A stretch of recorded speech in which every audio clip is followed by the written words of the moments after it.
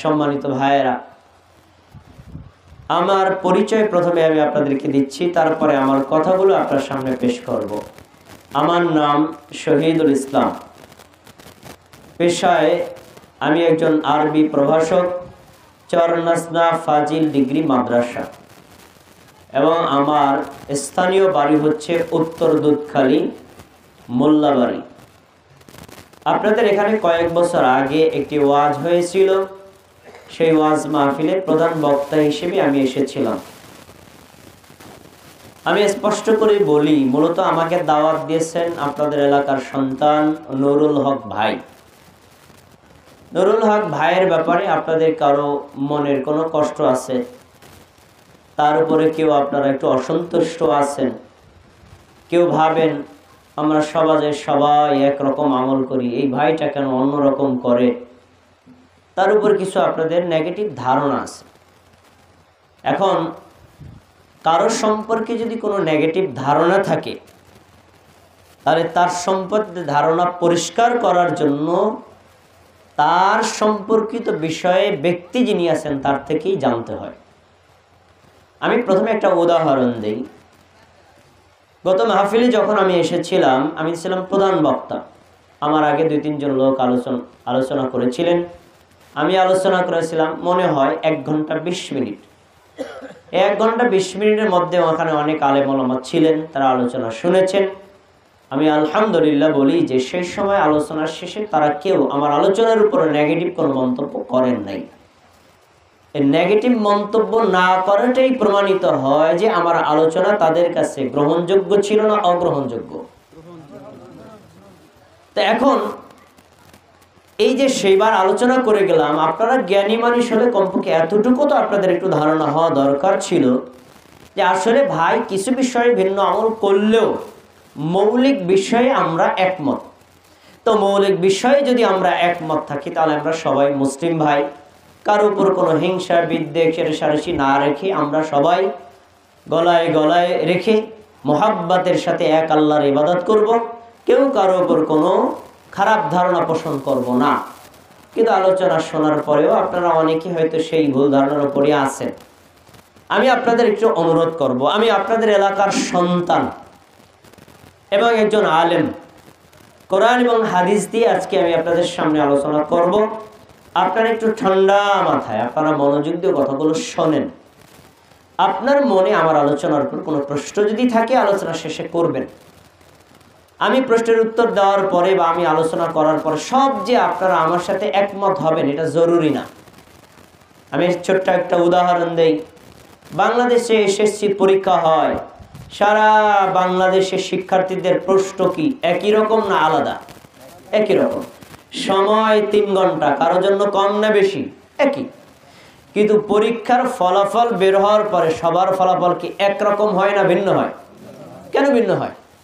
প্রশ্ন একটা, কেন ভিন্ন হয়? প্রশ্নটা ভিন্ন হয় কেন? উত্তর হলো যে যতটুকু ভালো পড়েছে সে ততটুকু ভালো ফলাফল করেছে, আর যে কম পড়েছে সে কম ফলাফল করেছে, যে একেবারে পরেই না সে ফেল করেছে। তাহলে প্রশ্ন এক, এর ফলাফল ভিন্ন রকম হয় নাকি হয় না? তো জেনে রাখেন, এই পৃথিবীতে যে সেই তরিকার মুসলমান হোক, কোরআন সবার জন্য একই রকম, কারণ ভিন্নতা নাই। আর এই পৃথিবীতে যে যেই তরিকার মুসলমান হোক, হাদিস সবার জন্য একই রকম। আমরা অনেক ভাবতে পারি নুরুল হক ভাই কেমন কেমন আমল করে, উনার মনে হয় ভিন্ন বানানো হাদিস আছে। নাউজুবিল্লাহ। না, মানুষ কখনো হাদিস বানাতে পারে না। হাদিস সব একই। তাহলে ভিন্ন হয় কেন? বোঝার ভিন্নতার কারণে। আপনি যেভাবে বুঝেছেন, আপনি একরকম আমল করেছেন, আমি একটু ভিন্ন রকম বুঝেছি, আমি বিভিন্নভাবে আমল করি।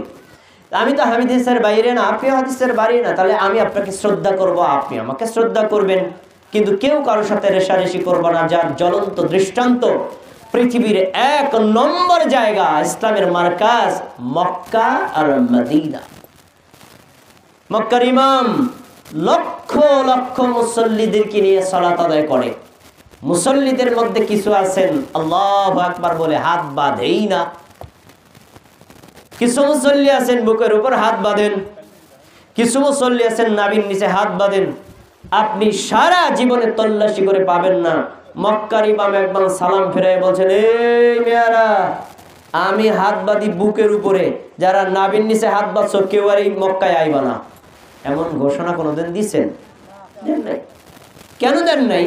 কারণ মানুষের বুঝ কত ভিন্নতা থাকতে পারে, ভিন্নতা থাকলেও তিনিও মুসলিম আমিও মুসলিম। মুসলিম কখনো মুসলিমের বিরুদ্ধে হিংসা বিদ্বেষ করতে পারে? আসুন আমরা একটু ভিন্ন পদ্ধতিতে ইবাদত করি। আমাদের পরিচয় কি আপনারা আমাদের থেকে শোনেন, তারপরে আপনার জন্য কোনো কমেন্ট থাকে করেন, কোনো সমস্যা নেই। আমাদের পরিচয়টা জেনে নেন। মূলত যারা মক্কা মদিনায় ইমামগণ যেভাবে সালাত আদায় করেন, মদিনা বিশ্ববিদ্যালয়ের শিক্ষকরা ছাত্ররা যেভাবে আমল করেন, এই আমলকে ফলো করে সারা বিশ্বের যে সকল মুসলমানরা আমলগুলো করেন তাদেরকে বলা হয় আহলুল হাদিস। সহজে বলি আহলে হাদিস। এখন আহলে হাদিস কি?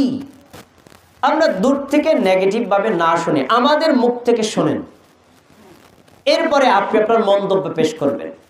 আসুন প্রথমে আমি আপনাকে তিনটা পরিভাষার পরিচয় দেব। এক নম্বর, আহলে কেতাব। কোরআনে এবং হাদিসে একাধিক জায়গায় আহলে কেতাব শব্দটা এসেছে। আহাল শব্দের অর্থ হলো অনুসারী, কেতাব শব্দ দ্বারা উদ্দেশ্য হলো তাওরাত আল ইনজিল। তাহলে দুইটার একত্র করেন, আহলে কেতাব মানে হলো তাওরাত ইনজিলের অনুসারী। তাওরাতের অনুসারী যারা তাদেরকে বলা হয় ইহুদি। ইনজিলের অনুসারী যারা তাদেরকে বলা হয় খ্রিস্টান। তাহলে কোরআনে হাদিসে যেই জায়গাতে আহলে কিতাব বলা হয়েছে ওটার দ্বারা উদ্দেশ্য হলো ইহুদি আর খ্রিস্টান। আচ্ছা, কোরআন এবং হাদিসে বিভিন্ন জায়গায় ব্যবহার করা হয়েছে আহলুল হাদিস। বিশেষ করে ৬টি বিশুদ্ধ হাদিসের কিতাব আছে, তার ভিতরে একটি কিতাব আছে সুনানুত তিরমিজি। ইমাম তিরমিজি রাহিমাহুল্লাহ এই কিতাবটা লিখেছেন আরো প্রায় ১৩০০ বছর আগে। ইমাম তিরমিজি রাহিমাহুল্লাহ অনেক হাদিসগুলো এনেছেন, মাসআলা উল্লেখ করেছেন, তারপরে তিনি ইমামদের মতামত এনেছেন। ইমাম আবু হানিফা, ইমাম মালিক, ইমাম শাফি, ইমাম আহমদ বিন হাম্বল, তারা এই হাদিসটা সম্পর্কে মাসআলা সম্পর্কে কি মত দিয়েছেন তিনি উল্লেখ করেছেন। সেই সময় তিনি বলেছেন যে ইন্দা আহলুল হাদিস, এই মতটা গ্রহণ করেছেন আহলুল হাদিসরা। এখন আহলুল হাদিস শব্দটা তিরমিজিতে কমপক্ষে ১০০০ বার পাওয়া যাবে। এই একটা শব্দ পেলাম, সেটা হলো আহলুল হাদিস। এখন আহলুল হাদিস দ্বারা উদ্দেশ্য কি? একটু আগে বলেছি আহল মানে অনুসারী, হাদিস মানে হাদিস। দুইটারে একত্র করে অর্থ করেন কি হয়? হাদিসের অনুসারী। এটার শাব্দিক অর্থ। পরিভাষায় আহলুল হাদিস কাকে বলে? পরিভাষায় আহলুল হাদিস হচ্ছেন যিনি কোরআন এবং সহিহ হাদিসকে জীবনের সর্বক্ষেত্রে নিঃশর্তভাবে নিঃসংকোচভাবে মেনে চলেন এবং কোরআন এবং সহিহ হাদিসকে তার জীবনের একান্ত আবশ্যক বিষয় মনে করে আমল করেন, তাকেই বলা হয় আহলুল হাদিস। আচ্ছা, এবার আসেন আরেকটা পরিচয়, আহলুল কোরআন। অনেকে ভুলে আমাদেরকে আহলে কোরআন বলে। আহল অর্থ অনুসারী, কোরআন মানে কোরআন, দুইটারে একত্র করেন অর্থ দ্বারা কি? আহলুল কোরআন মানে কোরআনের অনুসারী। আচ্ছা, আমি আপনাদের এখানে প্রশ্ন করি, আমরা এখানে যারা আছি আমরা কোরআন মানি না অমান্য করি? সবাই কথা বলবেন, কোরআন মানি না অমান্য করি? তার মানে আপনারা এখানে সবাই আছেন আহলুল কোরআন। কিন্তু আহলে কোরআন দ্বারা পরিভাষায় যা বোঝায় আপনারা কেউ আহলে কোরআন না। একটা বললাম শাব্দিক অর্থ, আর হলো পরিভাষায় আহলে কোরআন। পরিভাষায় আহলে কোরআন কি? পরিভাষায় আহলে কোরআন হচ্ছে তারা শুধু কোরআন মানে, কোরআন ছাড়া আর কোনো কিছুই মানে না। ইমাম আবু হানিফাকে মানে না, ইমাম আবু হানিফাকে মানে না, ইমাম মালিককে মানে না, ইমাম শাফিকে মানে না, কোনো হুলুর মানে না, কোনো এলাকা মানে না, কোনো দেশ মানে না, কোনো হাদিস মানে না, বুখারী মানে না, তিরমিজি মানে না, কোনো কিছুই মানে না। তারা শুধু মানে কোরআন। এদেরকে বলা হয় আহলে কোরআন। ভাই আপনারা কি হাদিস মানেন না অমান্য করেন? তার মানে আপনারা পরিভাষায় আহলে কোরআন না। তো ভুল বুঝে অনেকে আমাদেরকে আহলে কোরআন বলে, নাউজুবিল্লাহ। আমরা কখনোই আহলে কোরআন না। অর্থের দিক থেকে ঠিক আছে, আমরা কোরআন মানি কিন্তু হাদিসকেও মানি। আর আহলে কোরআন হাদিস মানে না, শুধু কোরআন মানে। আচ্ছা এবার আসুন, তাহলে আহলে কোরআন আর আহলে হাদিসের মধ্যে পার্থক্য কি? আহলে হাদিসরা কোরআন হাদিস দুটোই মানে। আহলে কোরআনরা শুধু কোরআন মানে, হাদিস মানে না। আরেকটা পার্থক্য হলো আহলে হাদিসরা কোরআন এবং হাদিস মানে আল্লাহর রাসূলের শেখানো নিয়ম অনুযায়ী, সাহাবীদের শেখানো নিয়ম অনুযায়ী, তাবেঈদের শেখানো নিয়ম অনুযায়ী। এক কথায় সালফে সালিহিন কোরআনের আয়াতের ব্যাখ্যা যেভাবে করেছেন, হাদিসের ব্যাখ্যা যেভাবে করেছেন, কোরআন এবং হাদিস সালফে সালিহিন যেভাবে মেনেছেন, আহলে হাদিসরা ওভাবেই মানে, অন্য কোনো পদ্ধতিতে মানে না। আর আহলে কোরআনরা তারা নিজেদের মতো কোরআনের আয়াতের ব্যাখ্যা করে। কোনো হাদিস, কোনো সাহাবীর মন্তব্য, কোনো তাবিঈর মন্তব্য, কোনো ইমামের মন্তব্য, কারো মন্তব্যকে তোয়াক্কা করে না।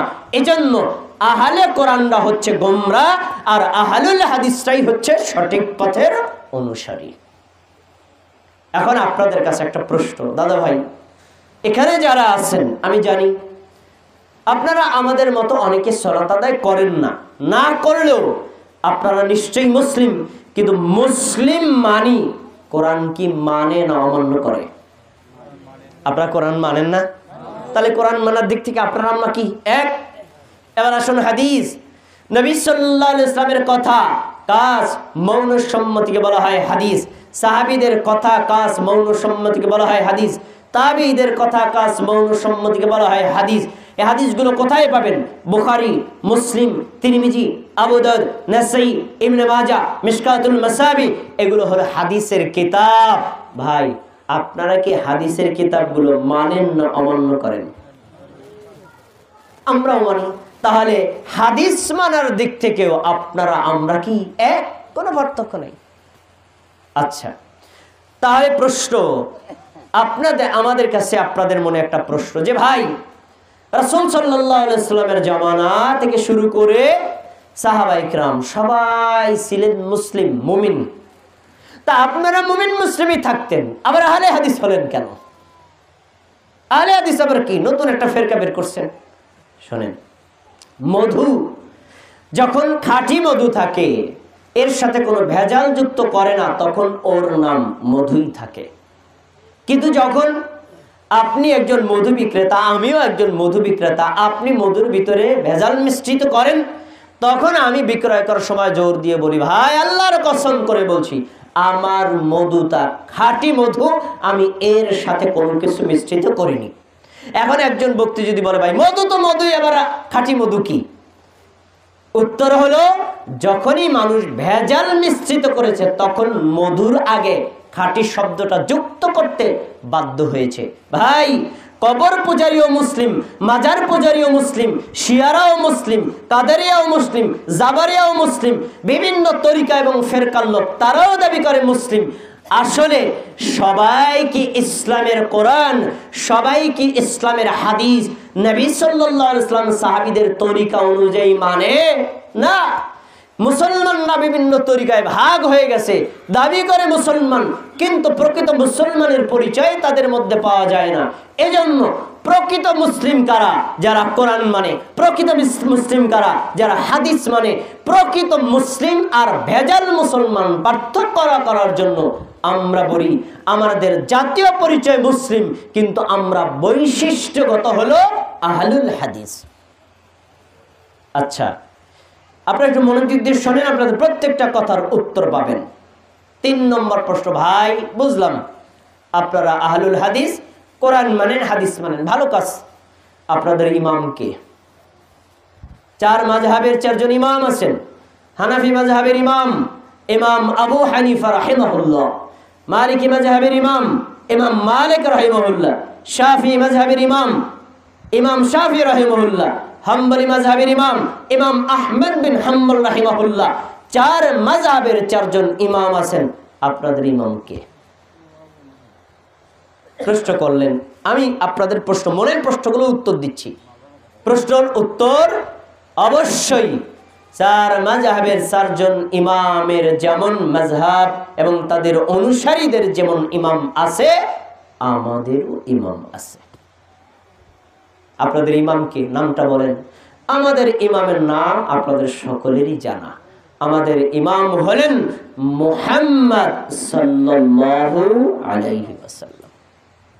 এ বিষয়ে পৃথিবীর শ্রেষ্ঠ তাফসীরে ইবনে কাসিরে ইমাম ইবনে কাসির রাহিমাহুল্লাহ সূরা বনী ইসরাঈলের 71 নম্বর আয়াতটা উল্লেখ করে তিনি ব্যাখ্যায় উল্লেখ করেছেন চমৎকার একটা কথা। সবাই মনোযোগ দিয়ে কথাগুলো শুনবেন, আপনার বোঝার জন্য যথেষ্ট হয়ে যাবে। দেখেন তিনি কি বলছেন, ইয়াওমা নাদউ কুল্লা উনাসিম বিইমামিহিম। কিয়ামতের দিন আল্লাহ রাব্বুল আলামিন এই দুনিয়াতে যত দল আছে আর দলীয় নেতা আছে, যত দলের কর্মী আছে, প্রত্যেক সদস্য আর কর্মীদেরকে তাদের দল নেতার সাথে ডাকবেন। আল্লাহ তাআলা বলবেন, হে ইমাম আবু হানিফার অনুসারী কারা, এদিকে আসো। হে ইমাম মালিকের অনুসারী কারা, এদিকে আসো। মানে দল নেতার সাথে তিনি ডেকে আলাদা আলাদা করবেন। তাহলে এখানে বলা গেল যার যেই নেতা আছে ওই দলনেতার সাথে ডাকবেন। এখন আমাদেরও তো দলনেতা আছে, আমাদেরকে ডাকবেন কিভাবে, এ বিষয়ে আল্লামা ইবনে কাসির রাহিমাহুল্লাহ বলেন, হাযা আকবারু শারফুন লিআহলিল হাদিস লিআন্না ইমামাহুমুন নবী সাল্লাল্লাহু আলাইহি সাল্লাম। এই আয়াতের মধ্যে আহলে হাদিসের জন্য এক সুমহান মর্যাদা রয়েছে, কারণ তাদের ইমাম হবেন কিয়ামতের দিন নবী মুহাম্মদ সাল্লাল্লাহু আলাইহি ওয়াসাল্লাম। বলেন আলহামদুলিল্লাহ। আপনাদের কাছে প্রশ্ন, আবু হানিফা রাহিমাহুল্লাহকে আমরা শ্রদ্ধা করি, ভালোবাসি এবং আমাদের আকীদা আবু হানিফা রাহিমাহুল্লাহ ইনশাআল্লাহ তিনি জান্নাতে গেছেন। আমরা তার ব্যাপারে সুধারণা পোষণ করি।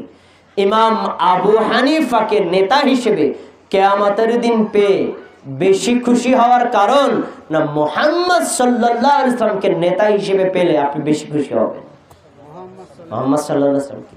তো আমরা ইমাম আবু হানিফা, ইমাম মালিক, ইমাম আহমদ বিন হাম্বল তাদের প্রত্যেককে সম্মান করি, শ্রদ্ধা করি, ভালোবাসি, তাদের জন্য দোয়া করি, তাদেরকে আল্লাহ জান্নাতুল ফেরদাউস দান করুন। কিন্তু আমরা বিশ্বাস করি মুমিন আর মুসলমানদের একজনই নেতা হওয়া দরকার, একজনই ইমাম হওয়া দরকার। তিনি কে? সবাই বলেন তিনি কে? মুহাম্মদ সাল্লাল্লাহু আলাইহি ওয়াসাল্লামকে ইমাম হিসেবে মানতে আপনাদের কোনো রাগ আছে, ক্ষোভ আছে, কষ্ট আছে? আমরা আহলে হাদিসরা মুহাম্মদ সাল্লাল্লাহু আলাইহি ওয়াসাল্লামকে ইমাম হিসেবে মানি। 4 নম্বর, তারা কি চায়? আহলে হাদিসরা চায় কি ভাই? আমাদের সমাজের কিছু মানুষ ভুলে মিথ্যা প্ররোচনায় অনেকে বলে আহলে হাদিসরা ইহুদিদের দালাল, খ্রিস্টানদের দালাল। মুসলমানদের মধ্যে নামাজে ঢুইকা আমিন কয়ে মসজিদ ফাড়ায় আলায়। কেন? এই ইহুদি থেকে টাকা পায়, এক ওয়াক্তে যদি তুমি আমিন বলো তোমাকে 300 টাকা দেওয়া হবে।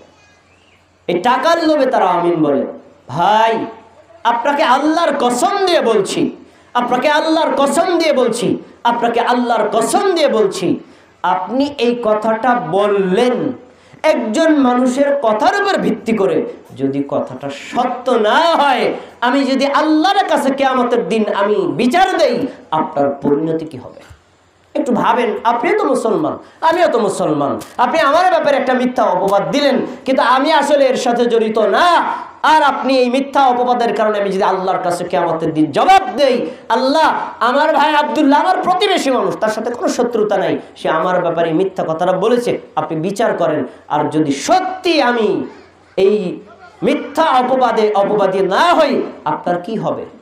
এজন্য অনুরোধ করে বলছি ভাই, এই মিথ্যা অপবাদ দিবেন না। এটা হলো চরম মিথ্যা কথা। আমরা যে জোরে আমিন বলি, এটা আমাদের নিজেদের কোনো স্বার্থ সিদ্ধির কারণে না। আমাদের নবী মুহাম্মদ সাল্লাল্লাহু আলাইহি ওয়াসাল্লাম নিজে জোরে আমিন বলেছেন, সাহাবীরা আমিন বলেছেন, সেই কারণে আমরাও আমিন বলি।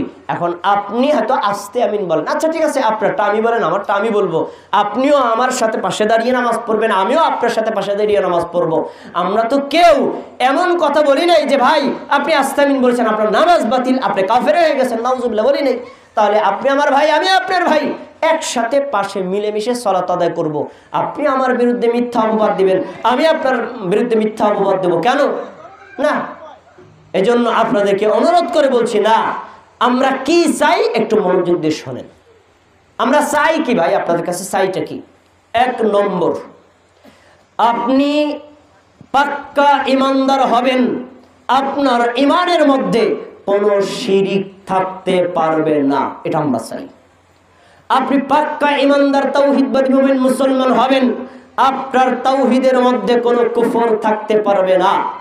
2 নম্বর, আমরা চাই আপনি পাক্কা মুমিন মুসলমান হবেন, আপনার ঈমানের মধ্যে কোনো ধরনের মুনাফিকি থাকবে না। এখন এই 3টা জিনিস আমরা চাইলাম। আমরা শিরকের বিরুদ্ধে, আমরা কুফরের বিরুদ্ধে, আমরা নেফাকির বিরুদ্ধে। আপনার এই সারা বাংলাদেশে একজন আলেমকে এখানে এনে দাঁড় করে বলেন যে ভাই, এই যে শহীদুল ইসলাম সাহেব বললেন উনি শিরকের বিরুদ্ধে, আপনি কি শিরকের পক্ষে? উনি কুফরের বিরুদ্ধে, আপনি কি কুফরের পক্ষে? উনি বেদাতের বিরুদ্ধে, আপনি কি বেদাতের পক্ষে? সারা দুনিয়াতে একজন আলেমকেও পাবেন না যে বলে যে শিরকের বিরুদ্ধে পক্ষে, নাই। তার মানে কি? শিরক চায় না সবাই, কুফর চায় না সবাই, বেদাত চায় না সবাই, কিন্তু সবাই হয়তো সাহসিকতার সাথে বলে না। আমরা একটু সাহসিকতার সাথে বলি, এজন্য কেউ কষ্ট পায়। তা দেখুন, আমি একটা উদাহরণ দিই। শিরিক আপনারা চান না ভাই, শিরিকটা কি একটু বোঝায় বলেন। শিরিক হলো আপনি ছোট বড় ফরজ ওয়াজিব সুন্নাত মুস্তাহাব নামাজ রোজা হজ যাকাত পর্দা পুশিদা যত আমল করেন এক আল্লাহর জন্য করবেন, আল্লাহ ছাড়া অন্য কারো জন্য করতে পারবেন না। যদি করেন এটাই হলো শিরিক। এখন আপনাদের কাছে প্রশ্ন, এই বাংলার জমিনে এমন কোন মুসলমান আছে না নাই মসজিদে গেলে আল্লাহকে সেজদা দেয়, পীরের দরবারে গেলে পীরকেও সেজদা দেয়, এমন মুসলমান আছে না নাই? আসতে বললেন যে আছে না নাই? আমরা তাদের বিরুদ্ধে। এই তুমি কি আল্লাহর বান্দা নও? তোমাকে আল্লাহ সৃষ্টি করে নাই? হ্যাঁ করেছে। আল্লাহ তোমার নিরাপত্তা দেয়, তোমার জীবন দান করেছেন, তোমার খাদ্যের ব্যবস্থা করেছেন, তোমার থাকার ব্যবস্থা করেছেন। এই এত নিয়ামত যে আল্লাহর উপর, তুমি সেই আল্লাহর সামনে মাথা নত না করে পীরের সামনে করলা কেন, দরগায় করলা কেন, দুর্গায় করলা কেন, মূর্তির সামনে করলা কেন? সব শিরক ছাড়ো, এক আল্লাহর উপর ঈমান আনো। আমরা চাই এটা। ভাই এই চাওয়াটা কি আমাদের অপরাধ? সবাই একটু কথা বলেন, এটা কি অপরাধ? এটা আমরা এটা চাই। আমরা চাই আপনি যেই তরিকায় থাকেন, আপনি সরসিনা থাকেন, আপনি সরমনাই থাকেন, আপনি চন্দ্রপাড়া যান, আট্রসি যান, আপনি আপনার পছন্দনীয় মতো যেখানে যে মতটা ভালো লাগে করেন, কিন্তু ভাই শিরিক করবেন না। যদি শিরিক করেন আপনার ঈমান নামক শ্রেষ্ঠ সম্পদ থাকবে না। আমাদের 1 নম্বর চাওয়া। 2 নম্বর, আমরা চাই আপনারা সবাই মুহাম্মদ সাল্লাল্লাহু আলাইহি সাল্লাম এবং সাহাবীদের সুন্নাত মোতাবেক আমল করবেন, কখনো বিদআত করবেন না। আপনাদের কাছে প্রশ্ন, নবীর সুন্নাত অনুযায়ী আমল করতে আপনাদেরকে বললাম, এদিকে আপনারা আমার উপর রাগ করবেন না খুশি? নবী যে সকল সাহাবীদেরকে রেখে গেছেন তারা যেভাবে আমল করেছেন, আমি বলছি ভাই সাহাবীদের মতো আমল করবেন, সাহাবীর আমলের বাইরে অন্য কারো আমলের মতো আমল করবেন না। এদিকে আপনারা খুশি না বেজার? তো ভাই আমরা চাই কি তাওহীদ এবং ঈমান, আমরা চাই কি সুন্নাত অনুযায়ী আমল, আমরা চাই নাকি শিরক বেদাত কুফর নিফাক। তাহলে এগুলোর সাথে তো আপনিও একমত আমিও একমত, তাহলে আমি আপনার শত্রু কেন? ভুল বোঝার কারণে। ভুল বোঝার কারণে কেউ মিথ্যা তথ্য দিয়ে আপনাকে খেপাইছে। এই খেপানোর কারণে আপনি ভাবছেন এই আহলে হাদিস মনে হয় মঙ্গল গ্রহ থেকে নেমে আছে, এরা মানে দিন দুনিয়ার কোনো খোঁজ খবর জানে না, এরা একটা ভিন্ন ফেরকা, এদেরকে পিড়ায় তারপর লাশ বানিয়ে দিতে হবে। যেই তথ্য দিছে সে একেবারে মিথ্যা তথ্য দিছে। এরা জানে না মুসলিম ভিন্ন একটা গ্রুপের হতে পারে, সেও মুসলিম আমিও মুসলিম, তার সাথে আমরা তো যুদ্ধ কিসের। আচ্ছা এবার আসুন 5 নম্বর, ভাই তাদের মাযহাব কি। আমাদের উপর একটা ধারণা আছে তারা কোনো মাযহাব মানে না, এরা সব মাযহাবের বিরুদ্ধে। এরা বলে যারা আহলে হাদিসরা বলে যারা হানাফি তারা কাফের, যারা শাফি তারা কাফের, ইমাম আবু হানিফা কাফের, এরকম মিথ্যা কথা আমাদের নামে বলে। নাউজুবিল্লাহ, আপনাদেরকে চ্যালেঞ্জ করে বললাম কোন একজন আল্লাহর বান্দা যদি দেখাতে পারে একজন আহলে হাদিস কোন আলেম অথবা আহলে হাদিসের সাধারণ অনুসারী বলেছে ইমাম আবু হানিফা কাফের, এই কথাটা যদি দেখাতে পারেন আমি আপনার সামনে জুতার মারা নিয়া 100 বার কান ধরে উঠবার বসবো, কেউ দেখাতে পারবেন না। অথচ আমরা আবু হানিফা রাহিমাহুল্লাহকে হৃদয় দিয়ে ভালোবাসি। তিনি যে ইসলামের খেদমত করেছেন, আমি শহীদুল ইসলাম তার 1000 ভাগের 1 ভাগও করতে পারিনি, তার সমালোচনা করার আমি কে? অথচ আমাদের নামে মিথ্যা কথা বলছেন, আমরা মাযহাবের ইমামদের সমালোচনা করি, তাদেরকে খারাপ বলি। এই মিথ্যা কথাগুলো কিয়ামতের দিন অবশ্যই আপনাকে জবাব দিতে হবে। অথচ আমরা তাদের নাম শুনলেই বলি রাহিমাহুল্লাহ, আল্লাহ আপনি আবু হানিফার উপর রহমত করেন, বলেন আমিন। তো আমি যদি তারে কাফেরই ভাবতাম আমি রাহিমাহুল্লাহ বলতাম? এখন আমরা মাযহাব মানি না? হ্যাঁ মানি। তো কিভাবে মানেন ভাই একটু বুঝিয়ে বলেন। হ্যাঁ এই কথাটা বলার জন্যই আমি এখানে এসেছি। কিভাবে মানি শুনুন। আলেম ওলামা যারা আছেন এখানে আসতে পারেন নাই, যারা যেখানে আছেন আপনাদের অনুরোধ করে বলছি আপনি আপনার জায়গায় থেকে আমার কথাগুলো শোনেন, নোট করেন, তারপরে যদি কত কথা থাকে আমার সাথে বলবেন। আমরা তো মারামারি করা ঝগড়ার জন্য আসি নাই, আপনিও আমার ভাই আমিও আপনার ভাই। মনোযোগ দিয়ে শোনেন। শুনুন, আহলে হাদিসদেরও মাযহাব আছে। কোথায় পাবেন আপনি? যান কওমি মাদ্রাসাগুলোতে, একেবারে ইয়াজদাহুম জামাতে, প্রথম জামাতে উর্দু পহেলি, উর্দু দসরি, উর্দু তেসরি এগুলো পড়ায়। দেখবেন সেখানে একটা প্রশ্ন আছে যে তুমহারা মজহব কিয়া হয়, তোমাদের মাযহাব কি? প্রশ্ন। আবার সেখানে উত্তর দেওয়া মেরে মজহব ইসলাম হয়। মাযহাব অর্থ হলো ধর্ম। বলছে তোমাদের ধর্ম কি, তোমাদের মাযহাব কি?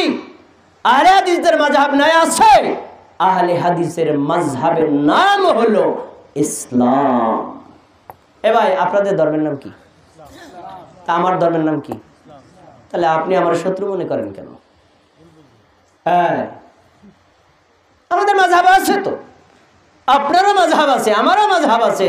আমাদের মাযহাবের নাম হলো ইসলাম। আমরা ইসলাম ছাড়া অন্য যত মাযহাব কোন ইমামের নামে প্রণীত হয়েছে, আমরা মাযহাবের প্রণীত ইমামদের শ্রদ্ধা করি।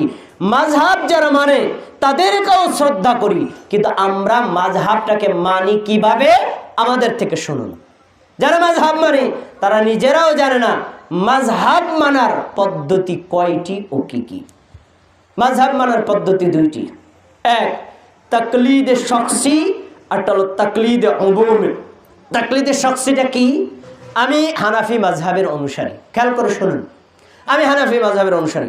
ইমাম আবু হানিফা রাহিমাহুল্লাহ যা বলেছেন বিনা দলিলে আমি বুঝি আর নাই বুঝি, ভুল হোক আর ঠিক হোক, কোরআন হাদিসের পক্ষে যাক অথবা বিপক্ষে যাক, তিনি যা বলেছেন তাই মানলাম। এর নাম হলো তাকলিদে শখসি। আরেকটা মাযহাব মানার পদ্ধতি আছে তাকলিদে উমুমি। উমুমিটা কি? 4 মাযহাবের 4 জন ইমাম আছেন, ইমাম আবু হানিফা, ইমাম শাফি, ইমাম মালিক, ইমাম আহমদ বিন হাম্বল রাহিমাহুল্লাহ। এই 4 জনই শ্রদ্ধার পাত্র। তারা একটা মাসআলা নিয়ে গবেষণা করে মতামত দিয়েছেন। কেউ বলেছেন এটা ফরজ, কেউ বলেছেন এটা ওয়াজিব, কেউ বলেছেন এটা সুন্নাহ। যখন মতামতগুলো দিয়েছেন আমরা দেখেছি গবেষণা করে যে কার মতটা কোরআন হাদিসের বেশি কাছাকাছি।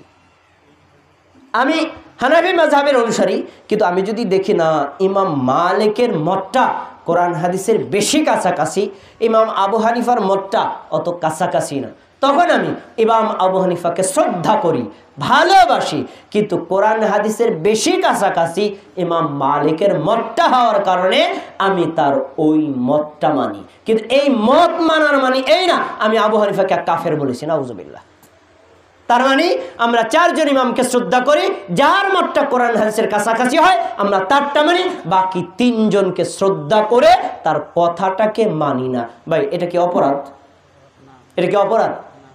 না। তাহলে মাযহাব মারা দুইটা পদ্ধতি হলো পাওয়া গেল, একটা হলো তাকলিদ শখসি, একটা হলো তাকলিদ উমুমি। তো আমরাও মাযহাব মানি কিভাবে? আমরা মানি দলিলের সাথে মিলিয়ে, যারটা কাছাকাছি হয় তারটা মানি, যারটা কাছাকাছি হয় না তারটা মানি না। তো এই দৃষ্টিকোণ থেকে কোন হানাফি, কোন শাফি, কোন হাম্বলি মাযহাবের ইমাম কখনো বলবেন না যে এইভাবে যারা মাযহাব মানে তারা কাফের, বলবেন না। তাহলে এভাবে যদি আমি মাযহাব মেনে চলি, তাহলে আপনিও তো আপনার ভাই, আপনিও তো আমার ভাই, আপনি মানে শত্রুতার টার্গেট বানাইছেন কেন? ভুল তথ্যের কারণে। আসুন এবার 7 নম্বর তাদের থিওরি, আহলে হাদিসদের কথা বলছি, তাদের থিওরি হলো আমরা যে কোনো আমল করব, নামাজ, রোজা, হজ, যাকাত, দান, সাদাকা, কুরবানি, ফরজ, ওয়াজিব, সুন্নাত, মুস্তাহাব, যে আমলগুলো করব, আমল করার আগে আমরা দলিলটা জেনে নেই। নামাজ পড়ব, কোরআনে কোথায় আছে? নামাজ পড়ব, হাদিসে কোথায় আছে? নামাজ যদি পড়ি কোন পদ্ধতিতে করব, কোরআন হাদিসে কোথায় উল্লেখ করা আছে? আমরা আগে জানি, তারপরে আমল করি। যদি আমরা দলিলে কোরআনে পাই, হাদিসে পাই, তাহলে মানি, আর কোরআন হাদিসে না পাই আমরা মানি না। এ ভাই, কোন আমলের দলিল জানা, দলিলে পাইলে মানা, আর দলিলে না পাইলে না মানা, এটা কি অপরাধ? কথা বলেন, এটা কি অপরাধ? আর যারা আমাদের সমাজের প্রচলিত মানুষ আছে, তাদের অধিকাংশ মানুষ জানে না তারা যে আমল করছে তার দলিল কোথায়। নামাজ পড়ছেন, দলিল কোথায়? যাকাত দিচ্ছেন, দলিল কোথায়? নামাজ আপনি যেভাবে পড়ছেন তার দলিল কোথায়? দলিল তারা জানে না। আমরা জেনে বুঝে তারপরে পালন করি। কখনো যদি কোনো আমলটা দেখি যে আমাদের সমাজে ভুল, তখন আমরা শ্রদ্ধার সাথে ইমাম সাহেবকে বলি, ইমাম সাহেব বিনয়ের সাথে একটা কথার জবাব দিবেন। নবী সাল্লাল্লাহু আলাইহি সাল্লাম একবার মসজিদে ঢুকলেন, ঢুকে তারপরে জুমার খুতবা দিচ্ছিলেন, এক সাহাবী মসজিদের মধ্যে ঢুকে বসে গেলেন। সহিহ বুখারী কিতাবুল জুমার হাদিস, নবী সাল্লাল্লাহু আলাইহি সাল্লাম ডেকে বলেন, এ সুলাইক, তুমি যে বসে গেলে নামাজ পড়ছো? সুলাইক বলল, আল্লাহর রাসূল, না আমি নামাজ পড়ি নাই। নবী সাল্লাল্লাহু আলাইহি সাল্লাম বলেন, কোন? সুলাইক, দাঁড়াও দাঁড়াও দাঁড়াও দাঁড়াও, আগে 2 রাকাত নামাজ পড়ো, তারপরে জুমার খুতবা শোনো। কথা খেয়াল করে শুনুন, আগে 2 রাকাত নামাজ পড়ো, তারপরে জুমার খুতবা শোনো। তাহলে হাদিস থেকে স্পষ্ট পাওয়া যায়, ভাই এগুলো আইনেন না, কথার ভিতরে ব্রেক হবে, এগুলো আইনেন না। অন্য কিছু আনলে কথায় ব্রেক হবে। সবাই কথা মনোযোগ দিয়ে শুনছে, ভাই খেয়াল করে শুনুন। নবীর হাদিসে কি প্রমাণ পাওয়া যায়? মসজিদে ঢোকার পরে একজন মুসল্লি বসে যাবে না 2 রাকাত নামাজ পড়বে? 24 ঘন্টা যে কোনো সময় ঢুকলে বসার আগে 2 রাকাত নামাজ পড়বে। এমন কি ইমাম যদি খুতবাও দেয়, তারপরেও আগে ঢুকে 2 রাকাত নামাজ পড়বে, তারপরে বসে খুতবা শুনবে। খেয়াল করে শুনুন। এখন আমাদের দেশের মসজিদের সাদা স্বাভাবিক মানুষের একটা নেচার হয়ে গেছে, ভাই লালবাতি জ্বলতেছে, বসেন, পরে সময় দেওয়া হবে। একটু বিবেক দিয়ে শোনেন তো, লালবাতি জ্বালায় তারা বলে না পরে সময় দেওয়া হবে, এখন পড়েন না। নবী বলছেন আগে নামাজ পড়ো, তারপরে খুতবা শোনো।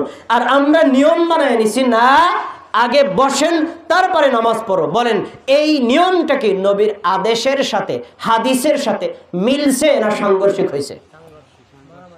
সাংঘর্ষিক হয়েছে না? তো আমরা তো ভাই মসজিদে গিয়ে মারামারি করি না। নামাজ শেষ, ইমাম সাহেবকে বিনয়ের সাথে বলি, ভাই আপনি যে আমলটা মানে করতেছেন, লোকদেরকে বসায় দিচ্ছেন, নামাজের সময় দিচ্ছেন না, এটা তো এই হাদিসের বিপরীত, ভাই হাদিসটা একটু দেখেন। তো এই কথা বলা কি অপরাধ? এটা কি অপরাধ? না। একজন ভাই আমার ভুলটাকে আমি সংশোধন করে দিচ্ছি, তো এটা বলতে গেলে আপনি আমার উপর খেপে যান, এই মিয়া তুমি বেশি জানো, বাপদাদার আমল থেকে চলে আসছে, তুমি তার চেয়ে বেশি জানো, আমি একজন মুফতি মাওলানা, আমার উপর বেশি জানো তোমার অধিকার আছে নাকি? সব মসজিদে করে, আমার চাইতে বেশি জানো। ভাই আমি আপনার সামনে আমার সাথে রাগ করলেন কেন? আমি তো একটা ভুল হাদিসের আলোকে ধরাই দিচ্ছি, আপনি বললেই তো হয় ভাই, আপনি যে বলছেন আগে 2 রাকাত নামাজ পড়তে হবে, হাদিসটা আমি পাইছি, কিন্তু এর বিপরীত আরেকটা হাদিস আছে, নবী বলছেন না আগে বসো 2 রাকাত নামাজ পড়ো। আসমানেও হাদিস নাই, জমিনেও নাই, তো ভুলটা ধরাই দিলে আপনি রাগ করেন কেন? এখন এই ভুল ধরাই দিছি, এটা আমাদের অপরাধ। ভুল ধরাই দিই, এটা অপরাধ। আপনি বলেন তো, আমার ভুল যদি আপনি আমাকে ধরিয়ে দেন, আপনি কি আমার বন্ধু না শত্রু? আর আমার ভুল যদি এর কাছে গিয়ে গিবত করেন, কি একজন বক্তা আনসুদ, ফাত্রা মানুষ, এখন মানুষের মধ্যে পড়েনি, মানে আমার বদনাম আরেকজনের কাছে করছেন, এদিকে আমি কষ্ট পাবো না শান্তি পাবো? গিবত। তা আমি তো ভাই আপনার বন্ধু, আপনার পরকালীন কল্যাণ চাই, তার জন্য আপনাকে আমি ভুলটা ধরাই দিচ্ছি। মানলে মানেন আলহামদুলিল্লাহ, না মানলে নাই, আপনি আমাকে শত্রু বানাবেন কেন? আসুন আরো কয়েকটা। তারপরে 8 নম্বর, ইস্তেহাদ সম্পর্কে আহলে হাদিসের মন্তব্য কি? ইস্তেহাদ শব্দের অর্থ হলো গবেষণা। ইসলাম পরিপূর্ণ, কোরআনের মাধ্যমে হাদিসের মাধ্যমে ইসলাম পরিপূর্ণ হয়ে গেছে। ইসলাম ধর্মের যত নিয়ম কানুন, প্রত্যেকটা নিয়ম কানুন কোরআনেও আছে, হাদিসও আছে। জানেন না, দুর্বলতা আপনার। আপনি আল্লাহু আকবার বলে সালাতে দাঁড়াবেন, সালাম ফেরাবেন, যতগুলো আমল করেন প্রত্যেকটা আমল আমি এই মুহূর্তে দাঁড়িয়ে প্রত্যেকটা দলিল মুখস্থ বলতে পারবো, কারণ আমি পড়েছি। আর আপনি পড়েন নাই আর বলছেন ভাই সব কি হাদিসে থাকে নাকি? হুজুরের কথা মানতে হবে, সব কি হাদিসে থাকে নাকি? পিসাবের কথা মানতে হবে, সব কি হাদিসে থাকে নাকি? 10 জন যা করলে তা মানতে হবে। আপনি হাদিস পড়েন নাই, তাই আমি তো পড়েছি, আমি জানি। তাহলে আমরা কি বলি? আমাদের কথা হলো ইসলামের সব বিধানগুলো কোরআন হাদিসে দেওয়া আছে, অতএব ইসলাম পূর্ণাঙ্গ ওভাবে মানতে হবে। তবে নতুন নতুন যে বিধানগুলো আসতেছে এগুলোর জন্য ইস্তেহাদ কিয়ামত পর্যন্ত চালু থাকবে। উদাহরণ, এই যে আমি এখন মাইক দিয়ে কথা বলছি, এই মোবাইল দিয়ে ভিডিও করছি, আমাদের নবী কি করছেন? ভাই করছেন? এই যে মিনারেল ওয়াটারে পানি খাচ্ছেন, নবী সাল্লাল্লাহু আলাইহি ওয়াসাল্লাম এই ওয়াটারে, এই বোতলে পানি খাইছেন? জায়েজ না হারাম? দলিল দেন। উত্তর, এই কাজটা ইসলামী শরীয়ত না, এই মাইক্রোফোনটা ইসলামী শরীয়ত না, এর জন্য দলিল লাগবে না। এই কাজটা আমি যে করছি, এই কাজটা কি দিয়ে করছি, কি করছি এটার উপর নির্ভর। এই মাইক দিয়ে যদি গান বাজনা বাজাই তাহলে কি হারাম, আর এই মাইক দিয়ে যদি কোরআন তেলাওয়াত করি তাহলে কি নেকির কাজ। তার মানে এই দুনিয়াবি বিষয়ে গবেষণা হবে, আলেমরা ফতোয়া দিয়ে বলবে ফেসবুক চালানো জায়েজ নাকি না জায়েজ, ইউটিউব চালানো জায়েজ নাকি না জায়েজ, এগুলো নতুন আবিষ্কার। কিন্তু আলেমরা ফতোয়া দিয়ে নামাজের ইবাদতের পদ্ধতি পরিবর্তন করতে পারবে? পারবে? ফজরের ফরজ কয় রাকাত পড়ি আমরা? তাহলে আজকে আলেমরা বাংলাদেশের সব হুজুরা মিলে বলবো আপনারা 3 রাকাত পড়বেন, হবে? তার মানে কি ইসলামী শরীয়তে যেটা স্পষ্ট দেওয়া, ওখানে কারো কোনো ইস্তেহাদ গবেষণা চলে না। ওটা আল্লাহ নবী যেভাবে বলেছেন সেভাবেই করতে হবে, সাহাবীরা যেভাবে করেছেন সেভাবেই করতে হবে। আচ্ছা, এবার আসেন আমাদের মানহাজ কি? মানহাজ আমরা অনেকে জানি না। মানহাজ আরবি শব্দ, মানহাজ শব্দের অর্থ হলো মেথড, ইংলিশে বলে, বাংলায় বলে পদ্ধতি। ভাই আপনারাও কোরআন মানেন, আমরাও মানি, আপনারাও হাদিস মানেন, আমরাও মানি, তাহলে আপনার আমাদের সাথে দ্বন্দ্ব লাগছে কেন? দ্বন্দ্ব হলো মানহাজগত ভিন্নতার কারণে। মানহাজটা কি? মানহাজ হলো কোরআনে আল্লাহ যা বলেছেন, আমাদের নবী যেভাবে ব্যাখ্যা করেছেন ওইভাবে মানা বিশুদ্ধ মানহাজ। হাদিসে আমাদের নবী মুহাম্মদ সাল্লাল্লাহু আলাইহি ওয়াসাল্লাম যেভাবে যা বলেছেন করেছেন, হুবহু ওইভাবে আমাদের সাহাবীরা আমল করে দেখেছেন। এই সাহাবীদের দেখানো নিয়ম অনুযায়ী করা, এটা বিশুদ্ধ মানহাজ। কোরআনের আয়াত নিজের মন গড়া ব্যাখ্যা করা, হাদিস নিজেদের মন গড়া ব্যাখ্যা করা, পীরের মতো ব্যাখ্যা করা, বুজুর্গের মতো ব্যাখ্যা করা, এলাকার মতো ব্যাখ্যা করা, বাংলাদেশের তরিকা অনুযায়ী ব্যাখ্যা করা, আপাশি এলাকার নীতি অনুযায়ী ব্যাখ্যা করা, ভিন্ন তরিকা ব্যাখ্যা অনুযায়ী করা, এটা হলো ভ্রান্ত মানহাজ। আমরা বলি পৃথিবীর মানুষ যদি আটলান্টিক মহাসাগরেও থাকে, সে যদি বলে সে মুসলমান, তাহলে অবশ্যই তাকে কোরআন আর হাদিস, নবী আর সাহাবীদের নিয়ম অনুযায়ী মানতে হবে। নবী সাহাবীদের বাইরে পীরের তরিকা, বুজুর্গের তরিকা, আলেমের তরিকা, এলাকার তরিকা, মুফতির তরিকা, মানহাজের তরিকা, এলাকার তরিকা, কারো তরিকা চলবে না। তো নবীর তরিকা, সাহাবী তরিকা মানতে বলা, এটা কি অপরাধ? বলেন আপনারা কে আছেন দাঁড়াইয়া বলবেন নবীর তরিকা মানতে রাজি নেই? কে আছেন? কেউ নাই। সাহাবীদের তরিকা মানবেন না কে? কেউ নেই। তার মানে আমরা এই বিষয়ে একমত। মানহাজ কত বিষয়ে ভিন্নতা। আমরা যারা মাযহাব মানি তাদের মানহাজ কি? আমাদের হানাফি মাযহাবে যেভাবে আছে ওইভাবেই। মালিকি মাযহাব যারা মানে তাদের মালিকি মাযহাবে যেভাবে আছে সেভাবেই। যারা শাফি মাযহাব মানে তারা বলে শাফি মাযহাবে যেভাবে আছে সেভাবেই। যারা হাম্বলি মাযহাব মানে তারা হাম্বলি মাযহাবের তরিকা অনুযায়ী ভাবেই। কিন্তু আহলে হাদিসের মানহাজ কি? আমার নবী করেছেন যা আমি তা করব, আমার নবী বলেছেন যা আমি তাই মানব, আমার সাহাবীরা করেছেন যা আমরা তাই করব, সাহাবীরা যা নিষেধ করেছেন আমরা তাই ছেড়ে দেব। এটা কারোর সাথে মিললেও ভালো, না মিললেও ভালো। তো এটা কি অপরাধ? না, আসুন আরো তারপরে 11 প্রশ্ন। ভাই আপনারা তো আহলে হাদিস নতুন হইছেন, বাপদাদারা বলে জীবনে শুনি নাই।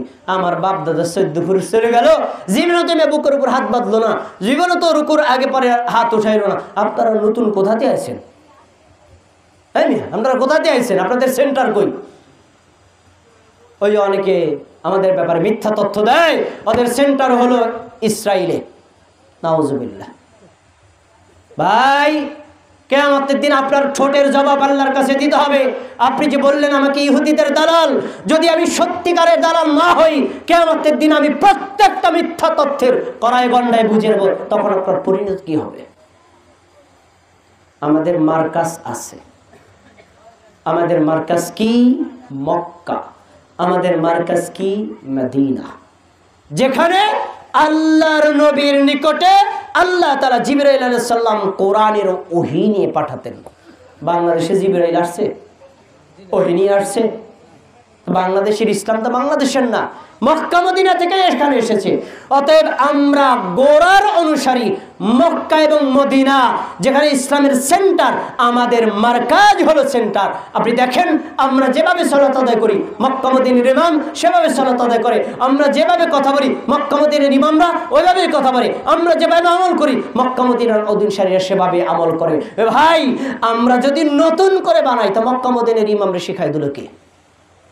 কোরআন হাদিসে যদি না থাকে তারা পেল কোথায়? তাহলে বোঝা যাচ্ছে কোরআনে হাদিস কারো ভিন্নতা নাই, সবাই একরকম, কিন্তু আমরা বুঝেছি ভিন্ন রকম। আমাদের মার্কাজ কি? মক্কা এবং মদিনা। আমরা মক্কা মদিনায় তারা ইমামরা যেভাবে সালাত আদায় করে, আপনি এখনই ইউটিউবে গুগলে তো বহু কিছু দেখেন। আজকে রাতে গিয়ে সার্চ দেন মদিনার ইমাম এর নামাজের পদ্ধতি, সার্চ দেন মক্কার ইমামের নামাজের পদ্ধতি, সার্চ দেন, দেখেন তাদের নামাজটা কিভাবে পড়ে, দেখেন মিলে দেখেন। তারা কোথায় পেল? তারা পেয়েছে কোরআন এবং হাদিসে, তারা পেয়েছে বংশানুক্রমে। মুহাম্মদ সাল্লাল্লাহু আলাইহি ওয়াসাল্লাম মারা গেছেন 1400 বছর আগে। সেই 1400 বছর থেকে আজও পর্যন্ত মক্কা এবং মদিনায় বিশুদ্ধ আমল চালু আছে, আলহামদুলিল্লাহ। কেন চালু আছে? আল্লাহর নবী বলে গেছেন তাই। কেন চালু আছে জানেন? নবী সাল্লাল্লাহু আলাইহি ওয়াসাল্লাম বলেন, আমার সাহাবীরা শোনো, মক্কাকে আল্লাহ তাআলা হারাম হিসেবে ঘোষণা করেছেন। মক্কা কিয়ামত পর্যন্ত হেদায়েতের সেন্টার হবে, আর মদিনাও আমি হারাম করে দিলাম। মদিনা হলো এমন সম্মানিত জায়গা, কিয়ামতের আগে মানুষের ঈমান হরণ করার জন্য দাজ্জাল পৃথিবীর সব জায়গায় ঢুকবে। এই আপাশী এলাকায়ও দাজ্জাল ঢুকবে, কিন্তু মক্কা মদিনায় ঢুকতে পারবে না। কেন ঢুকতে পারবে না? আল্লাহ তাআলা ফেরেশতা দিয়ে মক্কা মদিনার দরজায় পাহারা দিয়ে রাখবেন। একজন মানুষ মক্কায় থাকলে সে যেন সঠিকের উপর থাকে, একজন মানুষ মদিনায় থাকলে সে যেন সুন্নাহর উপর, তাওহীদের উপর থাকে, তার ঈমান যেন নষ্ট করতে না পারে। কিয়ামত পর্যন্ত মক্কা মদিনাই হলো হেদায়েতের মূল মারকাজ। কিন্তু আপনি মক্কা মদিনা মানেন না। এই মেয়ে ওরা ওয়াহাবি, ওয়াহাবির কথা বাদ। আপনারা যদি জিজ্ঞেস করি ওয়াহাবি কাকে বলে, আপনারা বলতে পারবেন না ওয়াহাবি কি। আল্লাহ তাআলার 99টা নাম আছে, তার ভিতরে একটা নাম হচ্ছে ওয়াহাব। ওয়াহাব আল্লাহ মহাদাতা। তাহলে কেউ যদি বলে ওয়াহাবি, আমি তো আল্লাহর দলের লোক, দোষ কি? ভাই এজন্য আপনাদেরকে অনুরোধ করি, কারো মিথ্যা তত্ত্বে প্রলোভিত না হয়ে আপনারা এরকম আমাদের ব্যাপারে ক্ষিপ্ত হবেন না। আমরা একথা বলি না ভাই সারা বাংলাদেশের সব মানুষ আহলে হাদিস হয়ে যাবে, এটা হবে না। বাংলাদেশ বিভিন্ন দল ফেরকার এক বিচিত্র মণ্ডিত এলাকা। আপনি একটা দল করেন আলহামদুলিল্লাহ, আমি একটা দল করি আলহামদুলিল্লাহ। আপনি যদি বলেন আমি মুমিন, আমি যদি বলি মুমিন, আপনি আমার ভাই, আমি আপনার ভাই। কোন একটা বিষয়ে যদি দ্বন্দ্ব থাকে, এ ভাই দ্বন্দ্ব বাদ দেন, আপনি আমার পাশে এসে দাঁড়ায় নামাজ পড়েন, আপনি আপনার মতো পড়বেন, আমি আমার মতো পড়বেন। এটা কি এরকম বিচিত্র মোহাব্বতের ভালোবাসার মসজিদ আমরা বানাতে পারি না? কিন্তু না, এই আপাশি এলাকায় অন্য কোনো তরিকা চলবে না। এই তরিকা আপনার শিক্ষা দিচ্ছে কে? এই গোলামি আপনাকে শিক্ষা দিচ্ছে কে? এটা আল্লাহর ঘর না? অথচ আল্লাহর নবী সাল্লাল্লাহু আলাইহি ওয়াসাল্লাম অবতারিত কোরআনে আল্লাহ তাআলা বলেছেন, ওয়ামান আযলামু মিম্মান মানা আইয়ুযকারা ফীহি ইসমুহু। ওর চাইতে বড় জালিম আর কে হতে পারে যে লোকটা আল্লাহর ঘরে আল্লাহর জিকির করতে বাধা দেয়? আমিন বলা একটা জিকির। আপনি আসতে বলেন, বলেন, আমি জোরে বলি। আপনি তো বলেন এই মিয়া জোরে আমিন বলতে পারবে না, বললে মসজিদ থেকে বের হয়ে যা। তাহলে কোরআনের আয়াত অনুযায়ী, সূরা বাকারার 114 নম্বর আয়াত অনুযায়ী আপনি সবচেয়ে বড় জালিম। আল্লাহর ঘর, ঘর কি আপনার? আপনি আমাকে বের করে দেওয়ার কে? আমি আপনাকে বের করে দেওয়ার কে? আর আমি আপনাকে জোর করে বলবো জোর করে আমিন বল না? এটা কি ইসলাম শিক্ষা দেয় নাকি? আপনি যদি মনে করেন আপনার হক, আলহামদুলিল্লাহ আমল করেন। আমারটা হক, আমি মনে করলে আমল করব। আপনি আমার ভাই, আমি আপনার ভাই। কিন্তু বড় দুঃখের বিষয়, সংকীর্ণ মন মানসিকতা আমাদেরকে চেপে বসেছে। এজন্যই বিশ্বের মুসলমানরা এক কাতারে দাঁড়াতে পারে না। আমরা কি হিংসা বিদ্বেষ ভুলে যেতে পারবো না? পারবো। আসুন আরো কয়েকটা তো কথা বলে আমি আর কথা শেষ করব, তারপরে আপনাদের কোনো প্রশ্ন থাকলে উত্তর দেব। আসুন 12 নম্বর, 4 মাযহাব কি সহি? অনেকে আমাদের ব্যাপারে প্রশ্ন করে, মিয়া তোমরা আলে হাদিস কোন মাযহাব মানো না, তোমরা 4 মাযহাব যারা মানে হারা কি জাহান্নামে গেছে? আমাদের কি বলে শুনুন, 4 মাযহাব সহি এটা আপনারাই তো বলেন। আপনারা বলেন যে শাফি মাযহাব সহি, মালিকি মাযহাব সহি, হানাফি মাযহাব সহি, হাম্বলি মাযহাব সহি, 4 মাযহাব সহি। অর্থাৎ যে যেটার উপর আমল করে করুক। আচ্ছা, যদি 4 মাযহাব সহি হয় তাহলে শুনুন, ইমাম আবু হানিফা রাহিমাহুল্লাহর মাযহাবে আস্তে আমিন বলাটা হলো সুন্নাহ। শুনুন, বাকি 3 মাযহাব, ইমাম মালিক, ইমাম শাফি, ইমাম আহমদ বিন হাম্বল, 3 মাযহাবে বলছে জোরে বলা সুন্নাত। এখন কেউ যদি জোরে বলে তাতে সে বাকি 3 মাযহাব অনুযায়ী আমল করলো। আপনি যে বলছেন 3 মাযহাব সহি, তা আমি জোরে আমিন বললে আমি বাতিল হলাম কিভাবে? এগুলো গোরামি। উদার মন মানসিকতা তৈরি করুন, কোরআন হাদিস দিয়ে গবেষণা। কোন মানুষকে মিথ্যা তথ্য দিয়ে বিলম্বিত করবেন না, মানুষকে বিভ্রান্ত করবেন না। আমরা মুসলমান একসাথে থাকবো, একই মসজিদে সালাত আদায় করব। আপনি আপনার মতো করবেন, আমি আমার মতো করব। দূর থেকে একজন মানুষ যদি এসে দেখে আলহামদুলিল্লাহ আপাশি এলাকার মানুষ কত চমৎকার, যে যার মতো আমল করে, মসজিদের মধ্যে কোনো মারামারি চেঁচামেচি নাই, নামাজ শেষে আবার একসাথে ভাই ভাই হয়ে বের হয়ে যাচ্ছে মক্কা মদিনার মতো, আমরা কি মসজিদটাকে বানাতে পারবো না ইনশাআল্লাহ? আসুন এরপরে আমাদের কিছু আমলের ব্যাপারে আপনাদের প্রশ্ন। আমরা ভিন্ন কয়েকটা নিয়মে আমল করি। আমরা বুকের উপর হাত বাঁধি, আমরা জোরে আমিন বলি, আমরা রুকুর আগে হাত তুলি, রুকুর পরে হাত তুলি। এগুলো যে আমরা করি, আমরা কোথায় পেলাম? আমরা একথা বলছি না আপনারা সবাই মানতে বাধ্য, না মানলে আমি পিড়ে রাস্তায় বিছাই এলাম, নাউজুবিল্লাহ। একথা কখনো বল। ধর্মীয় বিষয় জোর করে কোনোদিন হয় না। ধর্মীয় বিষয় টাকা পয়সার লোভ দিয়ে হয় না। ধর্মীয় বিষয় কোরআন হাদিস আপনার সামনে পেশ করবে, আপনার বিশ্বাস লাগলে আপনি অটো পালন করবেন, বিশ্বাস না বলে পালন করবেন না। আমি আপনাকে বাধ্য করতে বাধ্য না, আপনিও আমাকে বাধ্য করতে পারেন না। আসুন আমরা কেন এভাবে সালাত আদায় করি, আমাদের মূল নীতিতে আমি শেষ করে আমার কথাটা শেষ করে দেব, খুব মনোযোগ দিয়ে শুনুন। আমরা বলি সালাত, সিয়াম, হজ, যাকাত, দান, কুরবানি, ফরজ, ওয়াজিব, সুন্নাত, আপনি যে আমলটাই করেন, অনুরোধ এই আমলটা নবী মুহাম্মদ সাল্লাল্লাহু আলাইহি ওয়াসাল্লামের তরিকায় করবেন। নবীর তরিকার বাইরে পীরের তরিকা, বুজুর্গের তরিকা, আলেমের তরিকা, দেশের তরিকা, দশের তরিকা, এলাকার তরিকা, অন্য কারো তরিকায় করবেন না। যদি করেন আপনার আমল আল্লাহর দরবারে কবুল হবে না। ভাই এটা বললেন কিসের ভিত্তিতে? আল্লাহ তাআলা কোরআন মাজিদে বলেছেন, আর নবী সাল্লাল্লাহু আলাইহি ওয়াসাল্লাম হাদিসে বলেছেন। আমি একটা আয়াত আর একটা হাদিস বলছি। সূরা আলে ইমরান 31 নম্বর আয়াত। আমার আলোচনার আগে যিনি আলোচনা করছেন, তার আগে যিনি আলোচনা করছেন, তিনি আয়াতটা বলেছেন। আয়াতটা কি দেখেন, তিনি বলছেন কুল ইন কুনতুম তুহিব্বুনাল্লাহ, হে আল্লাহর নবী তুমি মানুষকে বলো, ইন কুনতুম তুহিব্বুনাল্লাহ, তোমরা যদি আল্লাহকে ভালোবাসো। আল্লাহ আপনাদের প্রশ্ন করেছেন, আপনারা কি আল্লাহকে ভালোবাসেন না শত্রু মনে করেন? সবাই জবাব দেন, আল্লাহকে ভালোবাসেন না আল্লাহকে শত্রু মনে করেন? আমরা ভালোবাসি না? এখন ভালো যদি বাসেন, এ কথা যদি আপনি দাবি করেন, আপনার ডিউটিও আছে কি, তোমরা যদি বলো আল্লাহকে ভালোবাসো, এই আল্লাহর ভালোবাসার দাবিদার যদি হও, ফাত্তাবিউনি, তাহলে তোমরা সবাই আমার অনুসরণ করো। এই আমার দ্বারা উদ্দেশ্য মুহাম্মদ সাল্লাল্লাহু আলাইহি ওয়াসাল্লাম। একটু চিকন কথা বলবো, শিক্ষিত মানুষ মনোযোগ দিয়ে শুনুন, আমার দিকে তাকিয়ে শুনুন। বাংলা ভাষা তো আপনারা বোঝেন। আমার আর আমাদের দুইটা শব্দ পার্থক্য আছে না? একই। আমার এক বচন আর আমাদের বহু বচন।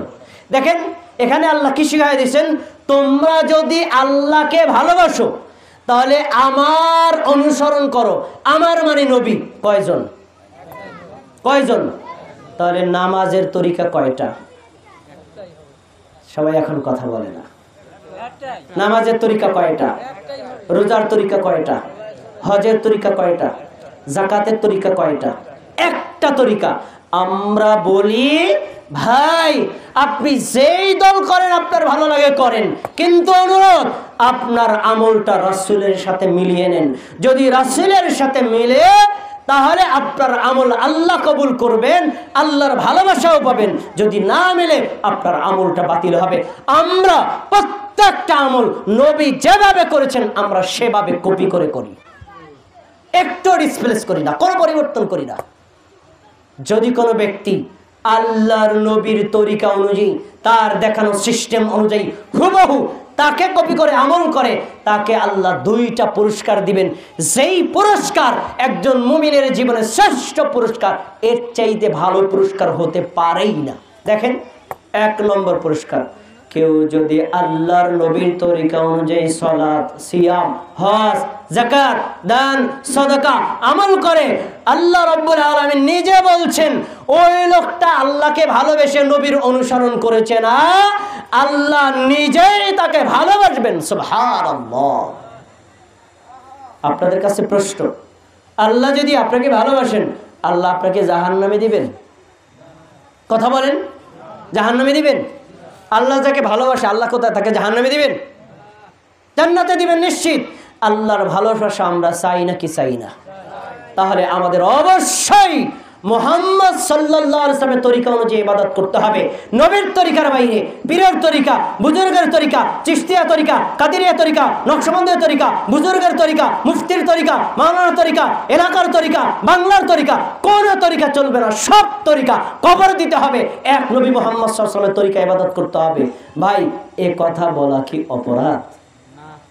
এটা কি অপরাধ? আমরা এটাই চাই। 2 নম্বর ফল, কেউ যদি নবীর তরিকার অনুসরণ করে আল্লাহর ভালোবাসা পাবে। 1 নম্বর গেল। 2 নম্বর, ওয়ায়াগফির লাকুম যুনুবাকুম, তোমরা যদি তোমার নামাজ, তোমার রোজা, তোমার হজ, তোমার যাকাত নবী যেভাবে করেছেন সেভাবে করো, অন্য কারো তরিকায় না করো, তাহলে জেনে রাখো তোমার জন্মের পর থেকে এই পর্যন্ত যদি 70 বছর হয়, 70 বছর পর্যন্ত যত পাপ করেছো আল্লাহ সব পাপ ক্ষমা করে দিবে। আমরা চাই না আমাদের পাপ ক্ষমা হোক? চাই না? তাহলে চাইলে আমাদেরকে নবীর তরিকা অনুযায়ী আমল করতে হবে। নবীর তরিকার বাইরে অন্য কারো তরিকায় আমল করা যাবে না। এবার আপনারা কেউ কমেন্ট করতে পারেন, ভাই কথাগুলো কর্কশ মেজাজে বলছেন তাও ভালো লাগলো, যদি কেউ নবীর তরিকা না মেনে একটু অন্য তরিকা মানে তো দোষটা কি, সমস্যা কি? আমি সমস্যাটা কি একটা হাদিস দিয়ে তারপরে দেখাবো, আপনি তারপরে বুঝবেন সমস্যাটা কি। দেখেন সহিহ বুখারী হাদিস নাম্বার 793, নবী সাল্লাল্লাহু আলাইহি সাল্লাম মসজিদের মধ্যে প্রবেশ করলেন, তারপরে একজন ব্যক্তি প্রবেশ করলো। ওই লোকটা মসজিদের মধ্যে ঢুকে তারপরে বসে ঢুকে 2 রাকাত নামাজ পড়লো। নবী সাল্লাল্লাহু আলাইহি ওয়াসাল্লাম লোকটার দিকে তাকায় নামাজ দেখতেছে। নামাজ শেষ, লোকটা এসে আমাদের নবীকে সালাম দিচ্ছে, আসসালামু আলাইকা ইয়া রাসূলুল্লাহ, হে আল্লাহর রাসূল আপনাকে সালাম। আমাদের নবী সাল্লাল্লাহু আলাইহি ওয়াসাল্লাম বললেন, আলাইকাস সালাম, তোমার উপর শান্তি বর্ষিত হোক। এই পরের কমেন্টটা শোনেন, অন্যদিকে তাকাবেন না, পরের কমেন্টটা খুব গুরুত্বপূর্ণ। আল্লাহ নবী বললেন, ইরজি, ফিরে যাও, ফাসাল্লি, আবার নামাজ পড়ো, ফাইন্নাকা লাম তুসাল্লি, তুমি নামাজ পড়ো নাই। সবাইকে আমার কথা শুনতেছেন? লোকটা আমাদের নবীর সামনে কয় রাকাত নামাজ পড়ছে? আর নবী তাকায় দেখছে, দেখার পরে নবীকে বললেন, তুমি আবার নামাজ পড়ো, তুমি নামাজ পড়োই নাই। একবার লোকটা চলে গেল, আবার নবীকে নামাজ পড়লো। নামাজ পড়ে এসে নবীকে সালাম দিল। নবী সাল্লাম সালামের জবাব দিয়ে বলছেন, আবার যাও, তুমি আবার নামাজ পড়ো, তুমি নামাজ পড়ো নাই। কয়বার হলো? সবাই একটু কথা বলেন ভাই, কয়বার হলো? দুইবার। আচ্ছা, লোকটা চলে গেল, আবার 2 রাকাত নামাজ পড়লো। নবী সাল্লাল্লাহু আলাইহি ওয়াসাল্লাম তাকায় কিন্তু দেখতেছে লোকটা নামাজ পড়ছে। নামাজ শেষ করছে, আবার নবীকে এসে সালাম দিল। আমাদের নবী বললেন, ইরজি ফাসাল্লি ফাইন্নাকা লাম তুসাল্লি, ফিরে যাও, আবার নামাজ পড়ো, তুমি নামাজ পড়ো নাই। কয়বার লোকটা নামাজ পড়ছে? আমাদের নবী দেখছে না দেখে নাই? নবী সাল্লাল্লাহু আলাইহি ওয়াসাল্লাম তো এই কথা বলতে পারতেন, ভাই নামাজটা পড়ছো, নামাজটা সুন্দর হয় নাই, সুন্দর করে পড়ো। এ কথা বলছেন? কি বলছেন? তুমি নামাজ পড়োই নাই। এত বড় কমেন্ট। আজকে আমি দুধখালি ইউনিয়নের সন্তান, আমিও তো মাওলানা মুফতি, আপনার এলাকায় মসজিদে নামাজ পড়লাম, একজন চাচারে যদি দেখি রুকু থেকে পুরোপুরি না দাঁড়াইয়া, আংশিক দাঁড়াইয়া আবার সেজদায় চলে গেছে, নামাজে সালাম ফিরাই যদি বলি, চাচা আপনার নামাজ হয় নাই, আবার নামাজ পড়েন, চাচা 14টা লাভ দিবে। এই মিয়া, তোমার মতো হুজুর বাংলাদেশে অভাব আছে নাকি? কত হুজুরের সামনে নামাজ পড়ছি, কেউ বলে নাই নামাজ হয় নাই, আর তুমি বলো নামাজ হয় নাই, মানে তুমি বেশি বলছো। চাচা রাগ হবে নাকি হবে না? কিন্তু চাচার নামাজ বাতিল। কেন? রুকু থেকে পূর্ণ টান হলো না। কেন টান হলো না? ওই যে সাহাবী আমার নবীর সামনে 3 বার নামাজ পড়েছেন, তার নামাজের মধ্যে কিছু মৌলিক ভুল ছিল, এজন্য আল্লাহর নবী সাল্লাল্লাহু আলাইহি ওয়াসাল্লাম তার পুরো নামাজটাকে বাতিল করে দিয়েছেন। বোঝাতে চাইছেন, তুমি নামাজ পড়ছো, দেখার মতো নামাজ, মানে মনে হচ্ছে নামাজ, কিন্তু আমার তরিকায় পড়ো নাই, তোমার নামাজ না, ওই নামাজটা বাতিল। আজকেও আপনি বাংলার জমিনের অধিবাসী হন, আপনি যদি মুফতি হন, মাওলানা হন, পীর হন, বুজুর্গ হন, আপনার নামাজ যদি নবীর মতো না হয়, কিয়ামতের দিন এই নামাজ ধুলায় উড়িয়ে দিবেন, এক বিন্দু রেখে পাওয়া যাবে না। এবার সাহাবী বলছে, আল্লাহ রাসূল আমি তো 3 বার ভালোভাবে পড়ার চেষ্টা করছি, এর চাইতে সুন্দর করে পড়তে পারি না, ফাআল্লিমনি, আপনি নামাজটা আমাকে শিখাই দিন। খুব মনোযোগ দিয়ে শুনুন, আপনি আমাকে নামাজটা শিখাই দিন। এ কথা বলার পরে নবী সাল্লাল্লাহু আলাইহি ওয়াসাল্লাম তাকে নামাজ শিক্ষা দিচ্ছেন। নবী যে নামাজ শিক্ষা দিচ্ছেন, এই তরিকাটা এখন আপনাদের সামনে বলবো, আপনারা কি শুনবেন? মনোযোগ দিয়ে শোনেন। ওয়াজ তো অনেক শুনেছেন দাদাভাই, কিস্সা কাহিনী গল্প, আমার তো কোনো সুর নাই, একটু সুর হইলে কান্দাইতে পারলে হাসাইতে পারলে ভালো হইতো, আমি তো কৌতুকও জানি না, কিন্তু কথা শোনেন, প্রত্যেকটা কথা জীবন পরিবর্তনকারী। মনোযোগ দিয়ে শোনেন। নবী সাল্লাল্লাহু আলাইহি ওয়াসাল্লাম বললেন, শোনো, আমি তোমাকে নামাজ শিক্ষা দিচ্ছি, আজকে যেভাবে শিক্ষা দেব এভাবেই পড়বা।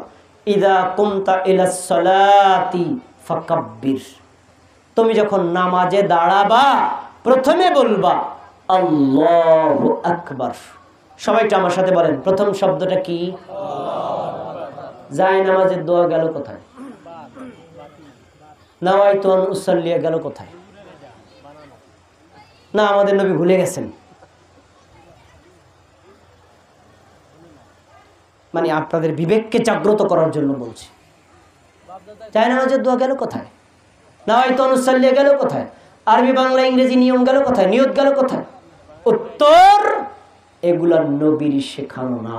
যদি থাকতো তাহলে ওই নবী প্রথমে বলতেন আগে পড়বা যায় নামাজের দোয়া, তারপরে পড়বা নিয়ত, তারপরে আল্লাহু আকবার। নবী এটা শিক্ষা দেন নাই। নবী বলেছেন আল্লাহু আকবার, নারী হোক পুরুষ হোক, ইমাম হোক মুক্তাদি হোক, ছোট হোক বড় হোক, যাই হোক, আল্লাহু আকবার বলার আগে একটা শব্দ মুগ্ধ বলতে পারবেন না, সব কথা বাতিল। নবী শেখান নাই। এবার আপনারা বলবেন, ভাই তাহলে আপনি নিয়ত বাদ দিয়ে দিলেন, নিয়ত ছাড়া কি ইবাদত হয় নাকি? নিয়ত আমি বাদ দেই নেই, আপনিও বাদ দেন নাই, আপনার ফরজ গোসল হয়েছে, গোসল করলেন, কেন নামাজ পড়বেন? একবার নিয়ত হয়ে গেছে। আপনার ওযু নাই, ওযু ভেঙে গেছে, ওযু করছেন, কেন নামাজ পড়বেন? নিয়ত 2 বার হয়ে গেছে। আপনি মসজিদে রওনা দিলেন, জামা গায়ে দিলে, কেন? নামাজ পড়ার জন্য, 3 বার নিয়ত হয়ে গেছে। মসজিদে ঢোকার পরে মুয়াজ্জিন ইকামত দিচ্ছেন, আপনি কাতারবন্দি হয়ে দাঁড়িয়েছেন, কেন? কথা বলেন, কেন? নিয়ত কয়বার হয়েছে? এরপরে বলে বাকি রয়েছে, এরপরে বলে বাকি রয়েছে। এশার নামাজ পড়তেছেন, আল্লাহ জানে না, আল্লাহর মনে করে দিচ্ছে, আল্লাহ আমি এশার নামাজ পড়তেছি, তোমার তো মনে নাই। ইসলাম সহজ ধর্ম, আমরা এটাকে জটিল করে ফেলেছি। নাওয়াইতু আন উসাল্লিয়া বলে যে নিয়ত শিক্ষা দিচ্ছি, আসমানে জমিনে কোন হাদিসের কিতাবে নাই, এটা হুজুরদের বানানো। অথচ এই নিয়ত শিখাতে গিয়ে আমাদের যে কত পিঠের বাড়ি খায়া পিঠের চামড়া উঠে গেছে। ওই সময় করে 2টা সূরা শিখলে কাজে লাগতো, নাই। আমরা যদি বলি ভাই এটা নাই, এবার তো আপনার হুজুররা খেপে, এই মেয়ে সারা বছরে কইরা আসলাম, আমার হুজুরের পীর সাহেবের তরিকা আছে, পীরের তরিকা থাকতে পারে, নবীর তরিকা নাই, আমি কোন তরিকা মানবো? বলেন। এই ভুলগুলো আপনাদেরকে ধরায় দেয়। আমি তো আপনার বন্ধু, আপনি আমার কেন আমার বিরুদ্ধে লাগছেন? আমি যদি এলাকায় ওয়াজ করতে আসি, আপনি বলবেন শহীদুল ইসলাম আমার কলেজার ভাই, এখানে সে ওয়াজ করবে, আমি তাকে পাহারা দিব। আপনি আমার বন্ধু না। আল মুসলিম আখুল মুসলিম, এক মুসলমান আর এক মুসলমান ভাই। আল মুসলিম মিরাতুল মুসলিম, এক মুসলমান আর এক মুসলমানের আয়না। আয়না দেখলে যেমন চেহারার মধ্যে ময়লা থাকলে আপনাকে বলে দেয়, এ আব্দুল্লাহ তোর চেহারা চোখের মধ্যে আছে, ময়লা আছে, পরিষ্কার কর। আয়না আমার বন্ধু, আমি আপনার বন্ধু, আমি আপনার ভুলটা ধরাই দিছি। আপনি আমি ওয়াজ করতে আসতে পারি, মানে ওয়াজ করতে দিব না কেন? সত্য কথা বলি তাই, সত্য কথা বলি তাই, এটা কি অপরাধ? মনের কষ্ট বলছি, আপনি আমার ভাই, মনের কষ্টে বলছি, আপনি আমার ভাই, কেন আপনার সাথে আমার রাগ? আমি আলোচনা করব, আপনি একজন আলেম, চুপ করে শুনবেন। আপনি আলোচনা করবেন, আমি চুপ করে শুনবো। আমার আগে 2 জন আলেম আলোচনা করেছেন, আমি শুনি নাই, নাকি তার সাথে মারামারি লাগাই দিছি? এটাই তো আদব লক্ষণ। বড় দুঃখের বিষয়, সাধারণ মানুষ উদার হলেও আলেমরা এখনো পর্যন্ত সংকীর্ণ মন মানসিকতার মধ্যে বসবাস করে। এবার শুনুন, নবীর নামাজ শিক্ষা দিচ্ছে, প্রথমে কি বলবা মনে আছে? আপনারা কি আল্লাহু আকবার বলেন নাকি বলেন না? এটাই হলো তাকবীরে তাহরিমা। মনে রাখেন, তাকবীরে তাহরিমা, আল্লাহু আকবার যদি কেউ না বলে তার সালাত বাতিল। 1, এটা আপনারা বলেন। 2 নম্বর, সুম্মা করা মা তায়াসসারা মাকা মিনাল কোরআন, এরপরে কোরআনের যে অংশটা তোমার জন্য সহজ সেটা তুমি পড়ো। কোরআনে 114টা সূরা আছে, এই কোন সূরাটা বেশি সহজ বলতে পারেন? সূরা ফাতিহা। অনেক হিন্দু এটা মুখস্থ পারে, সূরা ফাতিহাটা সবচেয়ে বেশি সহজ। তো আল্লাহর নবী বললেন কোরআনের যেটা সবচেয়ে সহজ মানে সূরা ফাতিহা পড়ো। আপনাকে সূরা ফাতিহা পড়েন? পড়েন না? পড়েন। ইমাম হলে পড়ে, আর একা একা নামাজ আদায় করলে পড়েন, কিন্তু মুক্তাদি হলে পড়েন না। এই তো আহলে হাদিসরা পড়ে আর আপনারা পড়েন না। আচ্ছা, এটা আমি দ্বন্দ্ব করলাম না, কিন্তু সূরা ফাতিহা পড়ার তো পক্ষে আমরা, তাই না? আচ্ছা, পড়লেন, 2টা গেল। 3 নম্বর, সুম্মার কাহ, তারপরে তুমি রুকু করো। আমরা কি রুকু করি? করি না? আচ্ছা, 3 নম্বর আমল করছেন। এবার আমি ধরবো 4 নম্বর, তুমি রুকু করো, আমরা করলাম। রুকুতে যাওয়ার পরে নবীর একটা শব্দ আছে, হাত্তা তাতমাইন্না রাকিআন। মা বোনরা, আপনারা ঘরে বসে মনোযোগ দিয়ে কথাগুলো শোনেন। রুকু শুধু করলেই হবে না, প্রশান্ত চিত্তভাবে রুকু করতে হবে। নবী কি বললেন? শুধু রুকু করলেই হবে না, হাত্তা তাতমাইন্না রাকিআন, প্রশান্ত চিত্তভাবে রুকু করো। এখন প্রশান্ত চিত্তভাবে রুকু কি আমি আপনাকে দেখাই। আল্লাহু আকবার, সুবহানাল্লাহি সুবহানাল্লাহি সুবহানাল্লাহি সামি আল্লাহু লিমান হামিদা, আল্লাহু আকবার রব্বানা। এটা কি প্রশান্ত চিত্ত? যেই হুজুর আপনাকে আমার বিরুদ্ধে খেপায়, তার নামাজটাও দেখবেন রুকুতে সে আধা সেকেন্ডও সময় নেয় না। রুকু করলে হবে না, প্রশান্ত চিত্তভাবে রুকু করতে হবে। এটা আল্লাহর নবী শেখানো নিয়ম। কিভাবে রুকু করবেন? মা বোন আছেন যারা, ভাই বাবা যারা আছেন, সবার জন্য একই নিয়ম। 2 হাত 2 হাঁটুর উপর থাকবে, 2 পিঠ, মাথা মাজা সমান বরাবর হবে। পিঠের উপর একটা প্লেট রেখে দিলে প্লেটটাই যদি পানি রাখে, পানি যদি না পড়ে, এমন সমানভাবে রাখবেন, স্থির হবেন, শান্তশিষ্টভাবে বলবেন সুবহানা রব্বিয়াল আযীম, সুবহানা রব্বিয়াল আযীম, সুবহানা রব্বিয়াল আযীম। অর্থের দিকে মনোযোগী হয়ে পড়বেন, অর্থ না পারেন কিন্তু শান্তশিষ্ট হয়ে পড়বেন। এই কথাটা যে বললাম না, এই শান্তশিষ্ট হয়ে নামাজ পড়ার, রুকু করার মতো আমাদের দেশে আলেমেই পাওয়া যায় না, সাধারণ মানুষ বাদ। তো এই কথা বললে তো আপনি রাগ করবেন, আমি জানি, রাগ করলে করেন। আজকে আপাশে এলাকায় আসছে, জীবনে আসবো না, তাতে কি? হক কথা বলে গেছি, কিয়ামত পর্যন্ত আমি বলে যাবো, আমি সাক্ষী দিচ্ছি, আমি সব কথা বলে গেলাম, না মানলে আপনারা দায়ভার বহন করবেন, আমার কিছু করার নাই। আচ্ছা, রুকু করলেন, এবার দেখি কোন কোন ভাই আছেন। রুকু থেকে নবী সাল্লাম বললেন সুম্মা রফা, রুকু থেকে মাথা তোলো। এ ভাই, রুকু থেকে আমাদের ইমাম, আমরা কি মাথা তুলি না? সামি আল্লাহু লিমান হামিদা বলে তুলি না? তোলেন। কিন্তু আপনি দেখবেন আপনার মসজিদের ইমাম, আপনার মসজিদের মুয়াজ্জিন, আপনার এলাকার মুফতি মাওলানা, আপনার এলাকার মসজিদের সভাপতি, সেক্রেটারি অনেকেই আছে, রুকু থেকে তারা 90 ডিগ্রি অ্যাঙ্গেলে সোজা হয়। একটু না দেখালে আপনি কিভাবে বুঝবেন? রুকু করলাম, সামি আল্লাহু লিমান হামিদা, এই আর ওঠে না, এরপরে সেজদায় যায়, এমন মুসল্লি কি আপাশি এলাকায় আছে না নাই? এই স্টাইলের মুসল্লি যারা, সহিহ বুখারীর 793 নম্বর হাদিস করে দেখেন, আল্লাহর কসম করে বলছি, আপনার বয়স যদি 70 বছর হয়, আপনি যদি আল্লাহ মাতুদ্দাহার হন, আপনার নামাজ বাতিল। কি বলেছেন তিনি? হাত্তা তাতমাইন্না কাইমান, সোজা দাঁড়িয়ে যাও, মাথা, মাজা, পিঠ, পা সমান বরাবর হবে। নারীর জন্য এই বিধান, পুরুষের জন্য এই বিধান, হুজুরের জন্য এই বিধান, সাধারণ মানুষের জন্য এই বিধান, হানাফির জন্য এই বিধান, আহলে হাদিসের জন্য এই বিধান। বিধানের কোনো পরিবর্তন নাই, সবার জন্য একই নিয়ম। এখন আপনি শুধু রুকু করলেই কি আপনার নামাজ হবে? রুকু থেকে সোজা হয়ে দাঁড়াতে হবে। রুকু থেকে দাঁড়ানোর পর একটা দোয়া আছে, দোয়া পড়বেন। শিখাই দিল তো আর এক বিপদ, পড়াই আর শিখাই দিতে পারি, কোনোদিন পড়তে পারবেন না। ওই যে ভাই বলে দিচ্ছেন সামি আল্লাহু আল্লাহু আকবার, মাঝখানে নো ব্রেক। নবী সাল্লাল্লাহু আলাইহি ওয়াসাল্লাম রুকু থেকে দাঁড়াইছেন, সামি আল্লাহু লিমান হামিদা। পিছনে এক মুসল্লি উচ্চ স্বরে বললেন রব্বানা ওয়া লাকাল হামদ হামদান কাসীরান তাইয়িবান মুবারাকান ফি। নামাজ শেষ করে নবী সাল্লাল্লাহু আলাইহি ওয়াসাল্লাম বললেন মানিল মুতাকাল্লিম, এই উচ্চ স্বরে এই শব্দগুলো কে বললো? সাহাবী ভয় পেয়ে গেছে, আল্লাহ কত বড় অপরাধ করছি, কথা বলে না। আবার বলছে, কে বলছে বলো? লোকটা ভয়ে ভয়ে দাঁড়াইছে, আল্লাহ রাসূল আমি কইছি, আটো সাটো।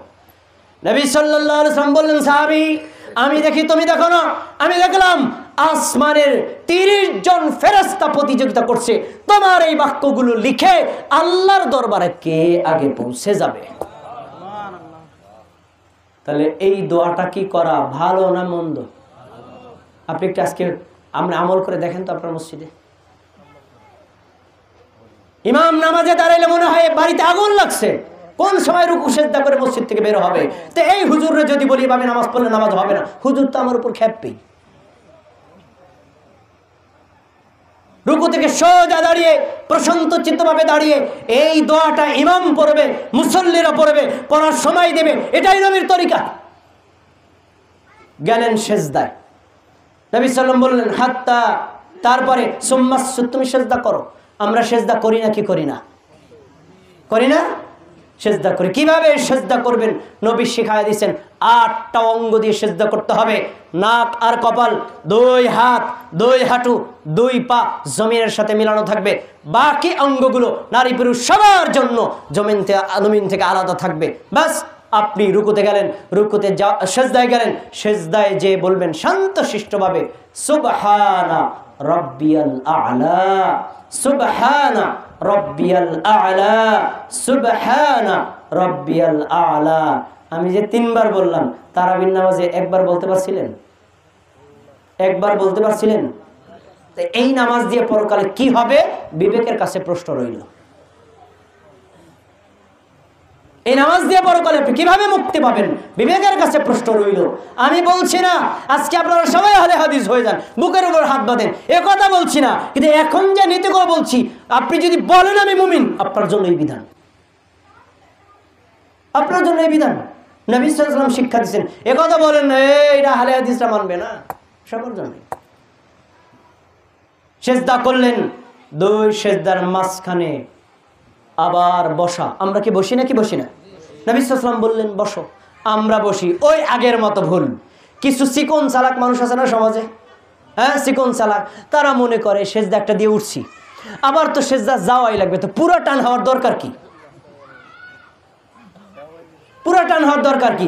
এজন্য তারা একটুখানি মাথাটা তুলে আবার সেজদায় যায়। এমন মুসল্লি দুধখালি এলাকায় আছে, আপাশে এলাকায় নাই। এখন যদি বলি ভাই আপনার একটা ভুল, আপনার ভুলটা ভেঙে দিলাম, এবার আমি ভুল ভেঙে দিচ্ছি দেখি আপনার আমার পিড়াইয়া তারপরে স্টেজ থেকে নামাবেন, তাই না? আমি তো আপনারই ভাই, আমি তো আপনারই ভাই, আপনার ভুলগুলো আমি ধরাই দিচ্ছি। এবার আর একটা কথা বলবো, দুই সেজদার মাঝখানে আপনারা বসেন, আমি জানি, কিন্তু বেশিরভাগ কিছু কিছু মুসল্লি পুরোপুরি টান হয় না, মাথা মাজা পিঠ সমান বরাবর হবে। শুধু বরাবর হলেই হবে না, একটা দোয়া আছে পড়তে হবে। আর দোয়াটা শিখাই দিলে আর এক বিপদ। যদি শিখাই দেই, আজকে ফজরের নামাজে পড়েন, তাহলে তো ফজরের নামাজে পড়বো ইমাম সাহেব দোয়াটা তো পড়তে পারলাম না, এই মিয়া তুমি ওই যে গতকাল ওখানে গেছিলা তাই না, এই তো ভেজাল বাজাইতে আইছো।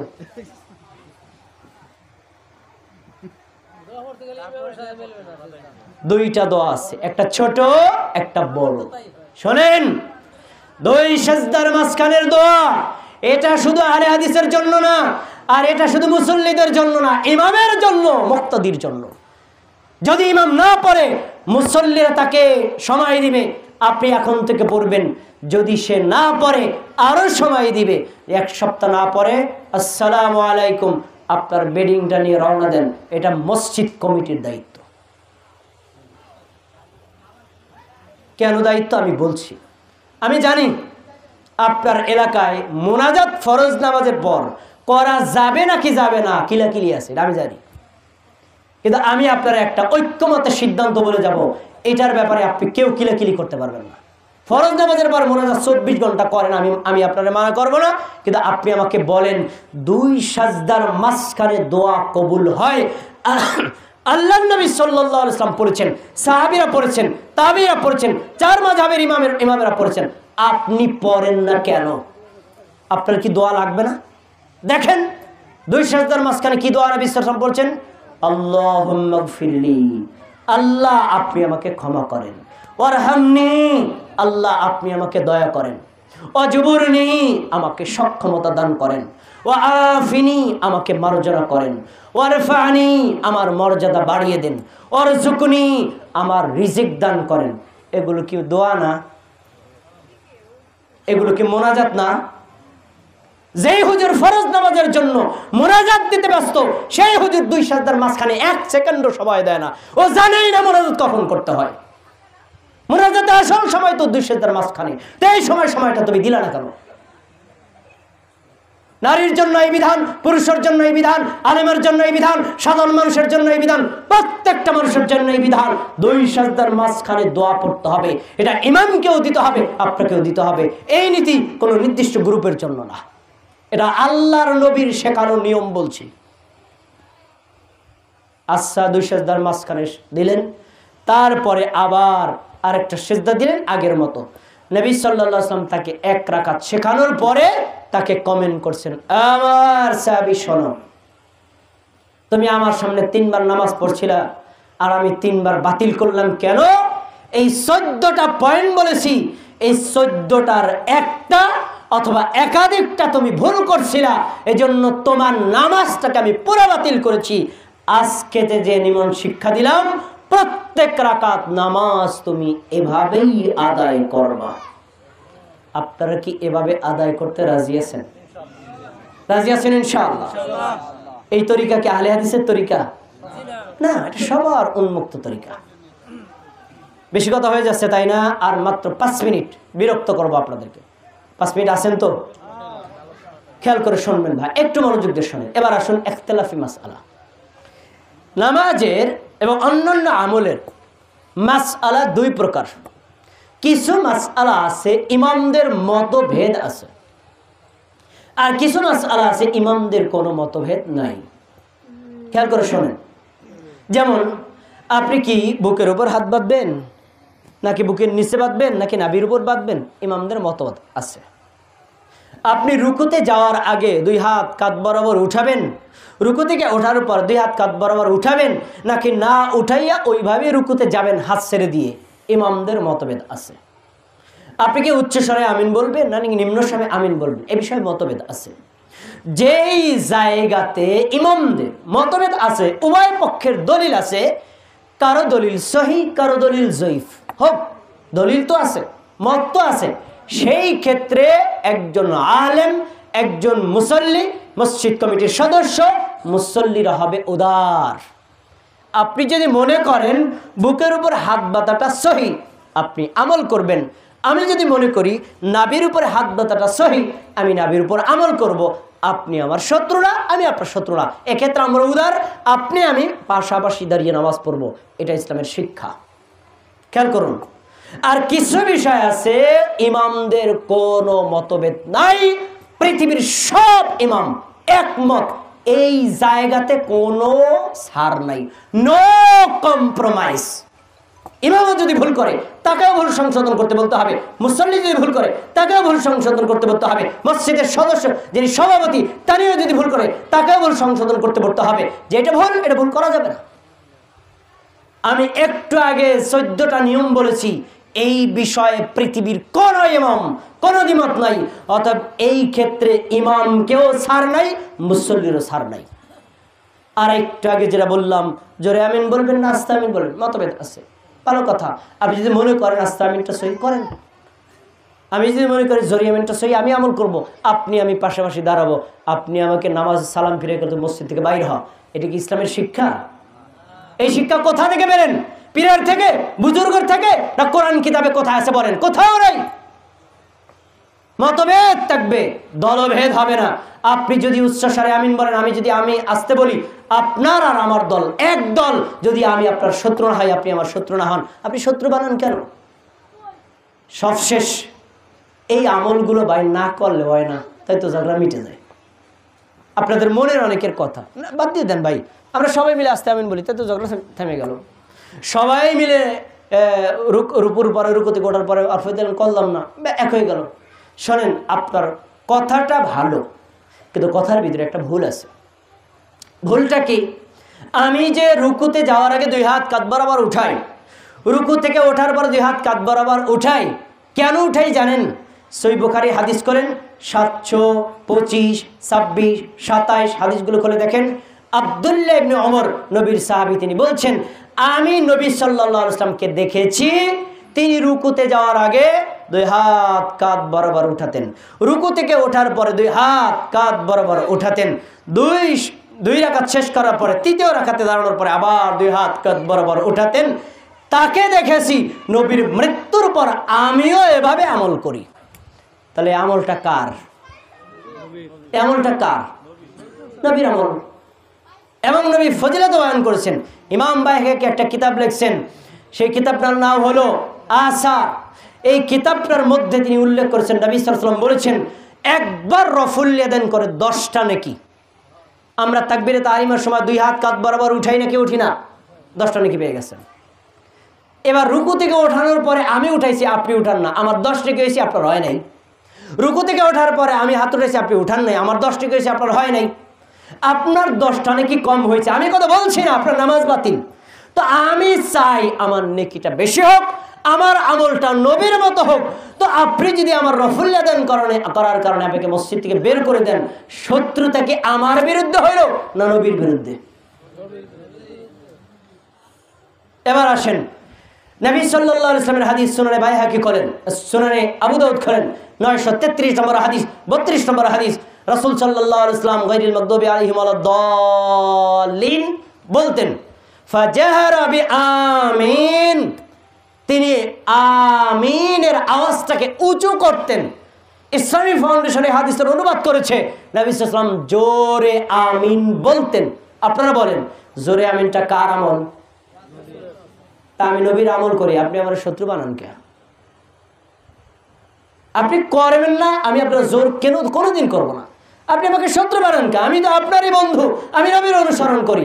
আপনি হাদিসটা জানেন না তাই মানেন না, বাস শেষ, এতটুকু। আপনার সাথে আমার কোনো ঝগড়া বিদ্বেষ কিচ্ছুই নাই। আজকের এই বক্তব্যে আমি আপনাদের ব্যাপারে কোনো যদি কষ্টের কথা বলি, রাগের কথা বলি, আপনাদের কোনো কষ্ট দেই, আল্লাহর ওয়াস্তে আমি আপনাদের কাছে ক্ষমা চাই। আপনারা ক্ষমা করেছেন তো ইনশাআল্লাহ? 5 মিনিট আপনাদের কোনো প্রশ্ন থাকলে করেন। কোনো প্রশ্ন আছে? কোনো প্রশ্ন আছে? যদি না থাকে তাহলে আমরা শেষ করে দিই, কোনো সমস্যা নেই। আমরা ঝগড়া করতে আসি নাই। আপনার একটা প্রশ্ন যদি থাকে করবেন। বলে দিচ্ছি তো, বললাম তো নামাজের মধ্যে মোনাজাত করবেন বলছি, আপনি খেয়াল করেন নাই বলছি। আচ্ছা যাই হোক, আমার আলোচনা শেষ করছি, সব শেষ।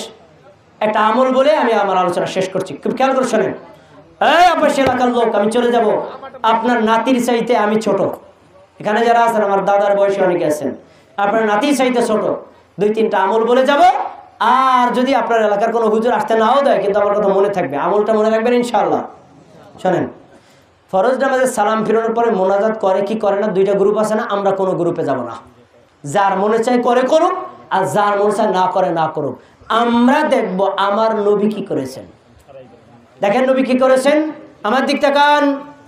সালাম ফেরানোর পরে ডান হাত এভাবে ওপেন করবেন, এই করে আঙ্গুল রাখবেন, 33 বার সুবহানাল্লাহ, 33 বার আলহামদুলিল্লাহ, 33 বার আল্লাহু আকবার। সবাই আমার সাথে বলবেন সুবহানাল্লাহ কয়বার, আলহামদুলিল্লাহ কয়বার, আল্লাহু আকবার কয়বার? 3 33 কত হয়েছে? 99, তাই না? এই আমলটা আপনি করবেন প্রত্যেক ফরজ সালাতের পরে। আর ইমাম করে করুক না করে না করুক, তার লাগে ঝগড়া করার দরকার নেই। কি হবে? নবী সাল্লাল্লাহু আলাইহি ওয়াসাল্লাম বলেছেন, যে ব্যক্তি আমলটা করবে ওই ব্যক্তির আমল নামায় হজের নেকি, উমরার নেকি, যাকাতের নেকি, দানের নেকি, জিহাদের নেকি লেখা হবে। একটা আমল। আবার শুনুন, 33 বার সুবহানাল্লাহ, 33 বার আলহামদুলিল্লাহ, 34 বার আল্লাহু আকবার। এই আমলটা মনে হয় অনেকে করেন, তাই না? ফজরের পর করেন আর আসরের পর করেন, কিন্তু 5 ওয়াক্তেই করা উচিত। তাহলে 34 বার আল্লাহু আকবার, এই মোট হলো 100 বার। এটা যদি কেউ করে, মা বোনের মনোযোগ দিয়ে শোনেন, এটা যদি কেউ করে, নবী সাল্লাল্লাহু আলাইহি ওয়াসাল্লাম বলেছেন এই লোকটা আমল করবে 100 বার, আল্লাহ তাকে 10 গুণ বাড়ায়া 1000 বার পড়ার নেকি দিবেন। এবার আবার শোনেন, 33 বার সুবহানাল্লাহ, 33 বার আলহামদুলিল্লাহ, 33 বার আল্লাহু আকবার। এইটুকু প্রথমবারের সাথে মিলছে, এবার ভিন্ন। 100 বার পূর্ণ করার জন্য বলবেন লা ইলাহা ইল্লাল্লাহু ওয়াহদাহু লা শারীকা লাহু লাহুল মুলকু ওয়া লাহুল হামদু ওয়া হুয়া আলা কুল্লি শাইইন কাদির। এই হলো এক, আগের 99 কত হইছে? 100। এই আমলটা কেউ যদি করে, রাসূল সাল্লাল্লাহু আলাইহি ওয়াসাল্লাম বলছেন ওই ব্যক্তির পাপ যদি সমুদ্রের ফেনার সমান হয়, তবুও আল্লাহ তাকে ক্ষমা করে দিবেন। 3 ভাবে গেল না? এবার আরেকটা পদ্ধতি বলে যাচ্ছি, যা আপনার এলাকার মুফতি সাহেব জানে না। শোনেন, ফরজ সালাতে সালাম ফেরানোর পরে 10 বার সুবহানাল্লাহ, 10 বার আলহামদুলিল্লাহ, 10 বার আল্লাহু আকবার। 3 10 কত হয়? 1 ওয়াক্ত নামাজে পড়লেন 30, 5 ওয়াক্ত নামাজের পর পড়বেন, তাহলে 30 রে 5 দিয়ে গুণ দেন, কত হয়? 150। নবী সাল্লাল্লাহু আলাইহি ওয়াসাল্লাম বলেছেন ওই ব্যক্তি দুনিয়াতে পড়বে 150 বার, আল্লাহ তাকে 10 গুণ বাড়ায়া 1500 বার পড়ার নেকি দিয়ে দিবেন। আমলগুলো কি করতে রাজি আছেন না ইনশাআল্লাহ? আবার যাইয়া ঝগড়াঝাড়ি করেন না, মোনাজাত কেটা করে না করে, যার মনে চায় করে করুক, আমি এই আমলগুলো করব। মনে থাকবে না ইনশাআল্লাহ? এই আমলগুলো করব। সবশেষ আমার মা বোনেরাও কথা শুনেছেন, তাদের উদ্দেশ্য ছোট্ট একটা নসিহত, তারপরে আমি আলোচনা শেষ করছি। ভাই, আপনাদের কাছে একটা প্রশ্ন, পুরুষদের জন্য জান্নাতে যাওয়া সহজ না নারীদের জন্য সহজ? এবার সম্পূরক প্রশ্ন, নারীরা বেশি জাহান্নামে যাবে না পুরুষরা? উল্টা। উল্টা কেন জানেন? উল্টার একটা কারণ আছে। দেখেন, শয়তান আমাদেরকে জাহান্নামে নেওয়ার জন্য এমন কৌশল করে, যেই কাজটা করলে আপনি জাহান্নামে যাবেন ওইটাই আমাদেরকে শেখায়। আপনি আজকে মাদারীপুর শহরে যান, মস্তবাবুর বাজারে যান, দেখবেন পুরুষ যারা আছে তারা হাঁটবে, তাদের পায়ের দিকে তাকাবেন, 100 জন পুরুষ গেলে 90 জন পুরুষের লুঙ্গি আর প্যান্ট টাকনুর নিচে না উপরে। এবার 2-4 জন মেয়ে দেখে, আমি দেখার জন্য বলছি, এটা আপনারাও দেখেছেন, দেখবেন 2-1 জন মা বোনও যাচ্ছে, কিছু বোনও যাচ্ছে। যদি 10 জন মা আর বোন যায়, তার ভিতরে 10 জনের 9 জনেরই কাপড় কোথায়? নিচে না উপরে। অথচ নবী সাল্লাল্লাহু আলাইহি ওয়াসাল্লাম বলেছেন, পুরুষ টাকনুর উপরে পোশাক পরবে, টাকনু খোলা রাখবে। নারী টাকনু ঢেকে রাখবে, টাকনু খোলা রাখতে পারবে না। নবী যা বলছেন, বাঙালিরা টোটাল উল্টা, সম্পূর্ণ উল্টা। তাহলে জাহান্নামে যাবে না কেন? তা আমি একটা হাদিস বলছি মা বোনদের জন্য। মা বোনেরা একটু মনোযোগ দিয়ে শোনেন। মা বোনদের জন্য জান্নাতে যেতে আল্লাহ নবী সাল্লাল্লাহু আলাইহি ওয়াসাল্লাম 4 দফা কর্মসূচি ঘোষণা করেছেন। 1, যেই মা বোন 5 ওয়াক্ত নামাজ পড়বে। 2, রমজান মাসের রোজা রাখবে। 3, নিজের লজ্জাস্থানের হেফাজত করবে, মানে স্বামী ছাড়া লজ্জাস্থান অন্য কোন পুরুষকে ব্যবহার করতে দিবে না, জেনা ব্যভিচারে লিপ্ত হবে না। 3, 4 নম্বর, ওয়া আতাআত বালাহা, স্বামীর আনুগত্য করবে। কয়টা গেল? কয়টা? আবার শোনেন, 5 ওয়াক্ত নামাজ, আপনারা বলেন, রমজান মাসের রোজা, লজ্জাস্থানের হেফাজত, স্বামীর আনুগত্য। কয়টা হইল? এই 4 কর্মসূচি যদি কোনো মা, কোনো বোন, কোনো স্ত্রী, কোনো কন্যা পালন করে, আমার নবী বলেছেন, দাখালাতিল জান্নাতুস সাবআতা মিন আইয়ি শাআত, কিয়ামতের দিন আল্লাহ তাকে জান্নাতের 8টা দরজা খুলে দিয়ে বলবেন, এই মার বোন, 8টা দরজার কোন দরজা তোমার ভালো লাগে, ওই দরজা দিয়েই জান্নাতে ঢুকে যাও। সুবহানাল্লাহ। আপনি পৃথিবীতে একটা হাদিস দেখাতে পারবেন না পুরুষদেরকে বলা হয়েছে যে 10টা কাজ করলেই জান্নাত। নাই। কারণ পুরুষের হাজারো কর্ম আছে যা জান্নাতে যাওয়ার জন্য কিন্তু এর জন্য কঠিন। মা বোনদের জন্য সহজ না কঠিন? এই যে 4টা কাজ বলছি না, এই 4টা কাজ মা বোনদের জন্য, পুরুষদের একটাও ওখানে নাই। আছে? নাই? পুরুষদের একটা কাজও ওখানে নাই। আসেনি? নামাজ শুধু মা বোনরা পড়বে, পুরুষরা রোজা মা বোনরা রাখবে, পুরুষরা লজ্জাস্থানের হেফাজত শুধু মা বোনরা করবে, আপনারা করবেন না। এই 3টা আমল আম সবার জন্য, একটা আমল মা বোনদেরকে অতিরিক্ত দেওয়া হয়েছে, স্বামীর আনুগত্য। আল্লাহ তাবারাকা ওয়া তাআলা আজকের আলোচনার মাধ্যমে আমরা যে কথাগুলো শুনেছি, শিখেছি, আমাদের প্রত্যেককে হৃদয়ে ধারণ করে আমল করার তৌফিক দান করুন। সবাই বলেন আমিন। মাজলিস শেষ করার পরে আমাদের সমাজে সম্মিলিত মোনাজাত হয়।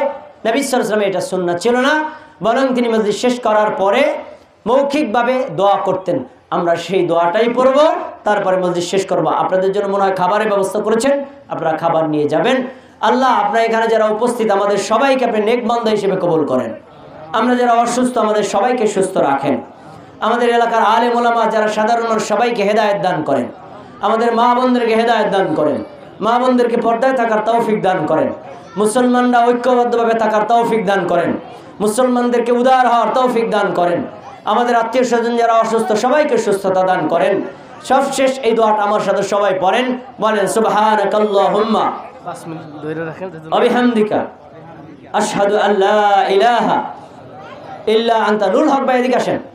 আস্তাগফিরুকা ওয়া আতুবু ইলাইকা। আল্লাহ রাব্বুল আলামিন আমাদের দোয়াকে কবুল করুন। সবাই বলেন আমিন। ভাই, আপনাদের জন্য খাবারের ব্যবস্থা করা হয়েছে, কে এখান থেকে যাবেন না, সবাই খাবার নিয়ে যাবেন। ভাই, মানে কিছু টাকা পয়সা তোলা লাগবে না? হ্যাঁ, কিছু না। আপনি আমার সেটা হচ্ছে যে আপনার রমজান যে উমরা করতে যে মাহরাম ব্যতীত যে যায়, যেন আমার মা গেল, হুকুম কি? হুকুম কি? ভাইরা আপনাদের একটু 5 মিনিট কষ্ট দিতে বলছেন কর্তৃপক্ষ, মানে খাবারটা প্রস্তুত হয় নাই, একটু সময় দেন আমাকে। ভাই প্রশ্ন করেছেন হজ করতে তো পুরুষও যাবে মহিলাও যাবে, এখন পুরুষ উন্মুক্ত, সে একা যেতে পারে, নারী একা যেতে পারবে কি না, এবং যদি যায় সঙ্গে নিয়ে কাকে নিয়ে যাবে? এই মাসআলা আমাদের দেশের অনেক মানুষ জানে না। এমনকি আমি নাম বলবো না, বাংলাদেশের প্রাইম মিনিস্টার তিনি হজ করতে গেছেন কিন্তু তার সাথে মাহরাম একজন পুরুষ নাই। শুনুন, 3 দিনের বেশি যদি সফর কোনো নারী কোনো মা বোন করে তাহলে অবশ্যই তাকে মাহরাম সঙ্গে নিয়ে যেতে হবে। মাহরাম কে? নিজের বাপ, নিজের ভাই, নিজের সন্তান, নিজের নাতি, নিজের আপন জামাতা, এই রকম নিজের আপন চাচা, আপন মামা, এমন লোক হলো মাহরাম মানুষ যাদের সাথে স্থায়ীভাবে বিবাহ হারাম। এই ধরনের কোনো পুরুষকে সঙ্গে নিয়ে যদি হজ করতে যায় তার হজ হবে। যদি এরকম কোনো সঙ্গে নিয়ে না যায় তাহলে তার হজ আল্লাহর দরবারে কবুল হবে না, কারণ তিনি একটা ফরজ হুকুম লঙ্ঘন করেছেন। অতএব আমরা এ বিষয়ে সতর্ক থাকব। পাশাপাশি শুধু হজের জন্য না, আমাদের অনেক মা বোনেরা মেয়েদেরকে চট্টগ্রাম পাঠায় দেন, রাজশাহী পাঠায় দেন, মেয়ের সাথে কেউ নাই, মায়ের সাথে কেউ নাই, বোনের সাথে কেউ নাই, এরকম সফরে কখনো মাহরাম ছাড়া দেওয়া যাবে না, এটা ইসলামী শরীয়ত অ্যালাউ করে না। ঠিক আছে, আমরা আমাদের শেষ করছি, খাবারটা দিয়ে দেন। আসসালামু আলাইকুম ওয়া রাহমাতুল্লাহি ওয়া বারাকাতুহু।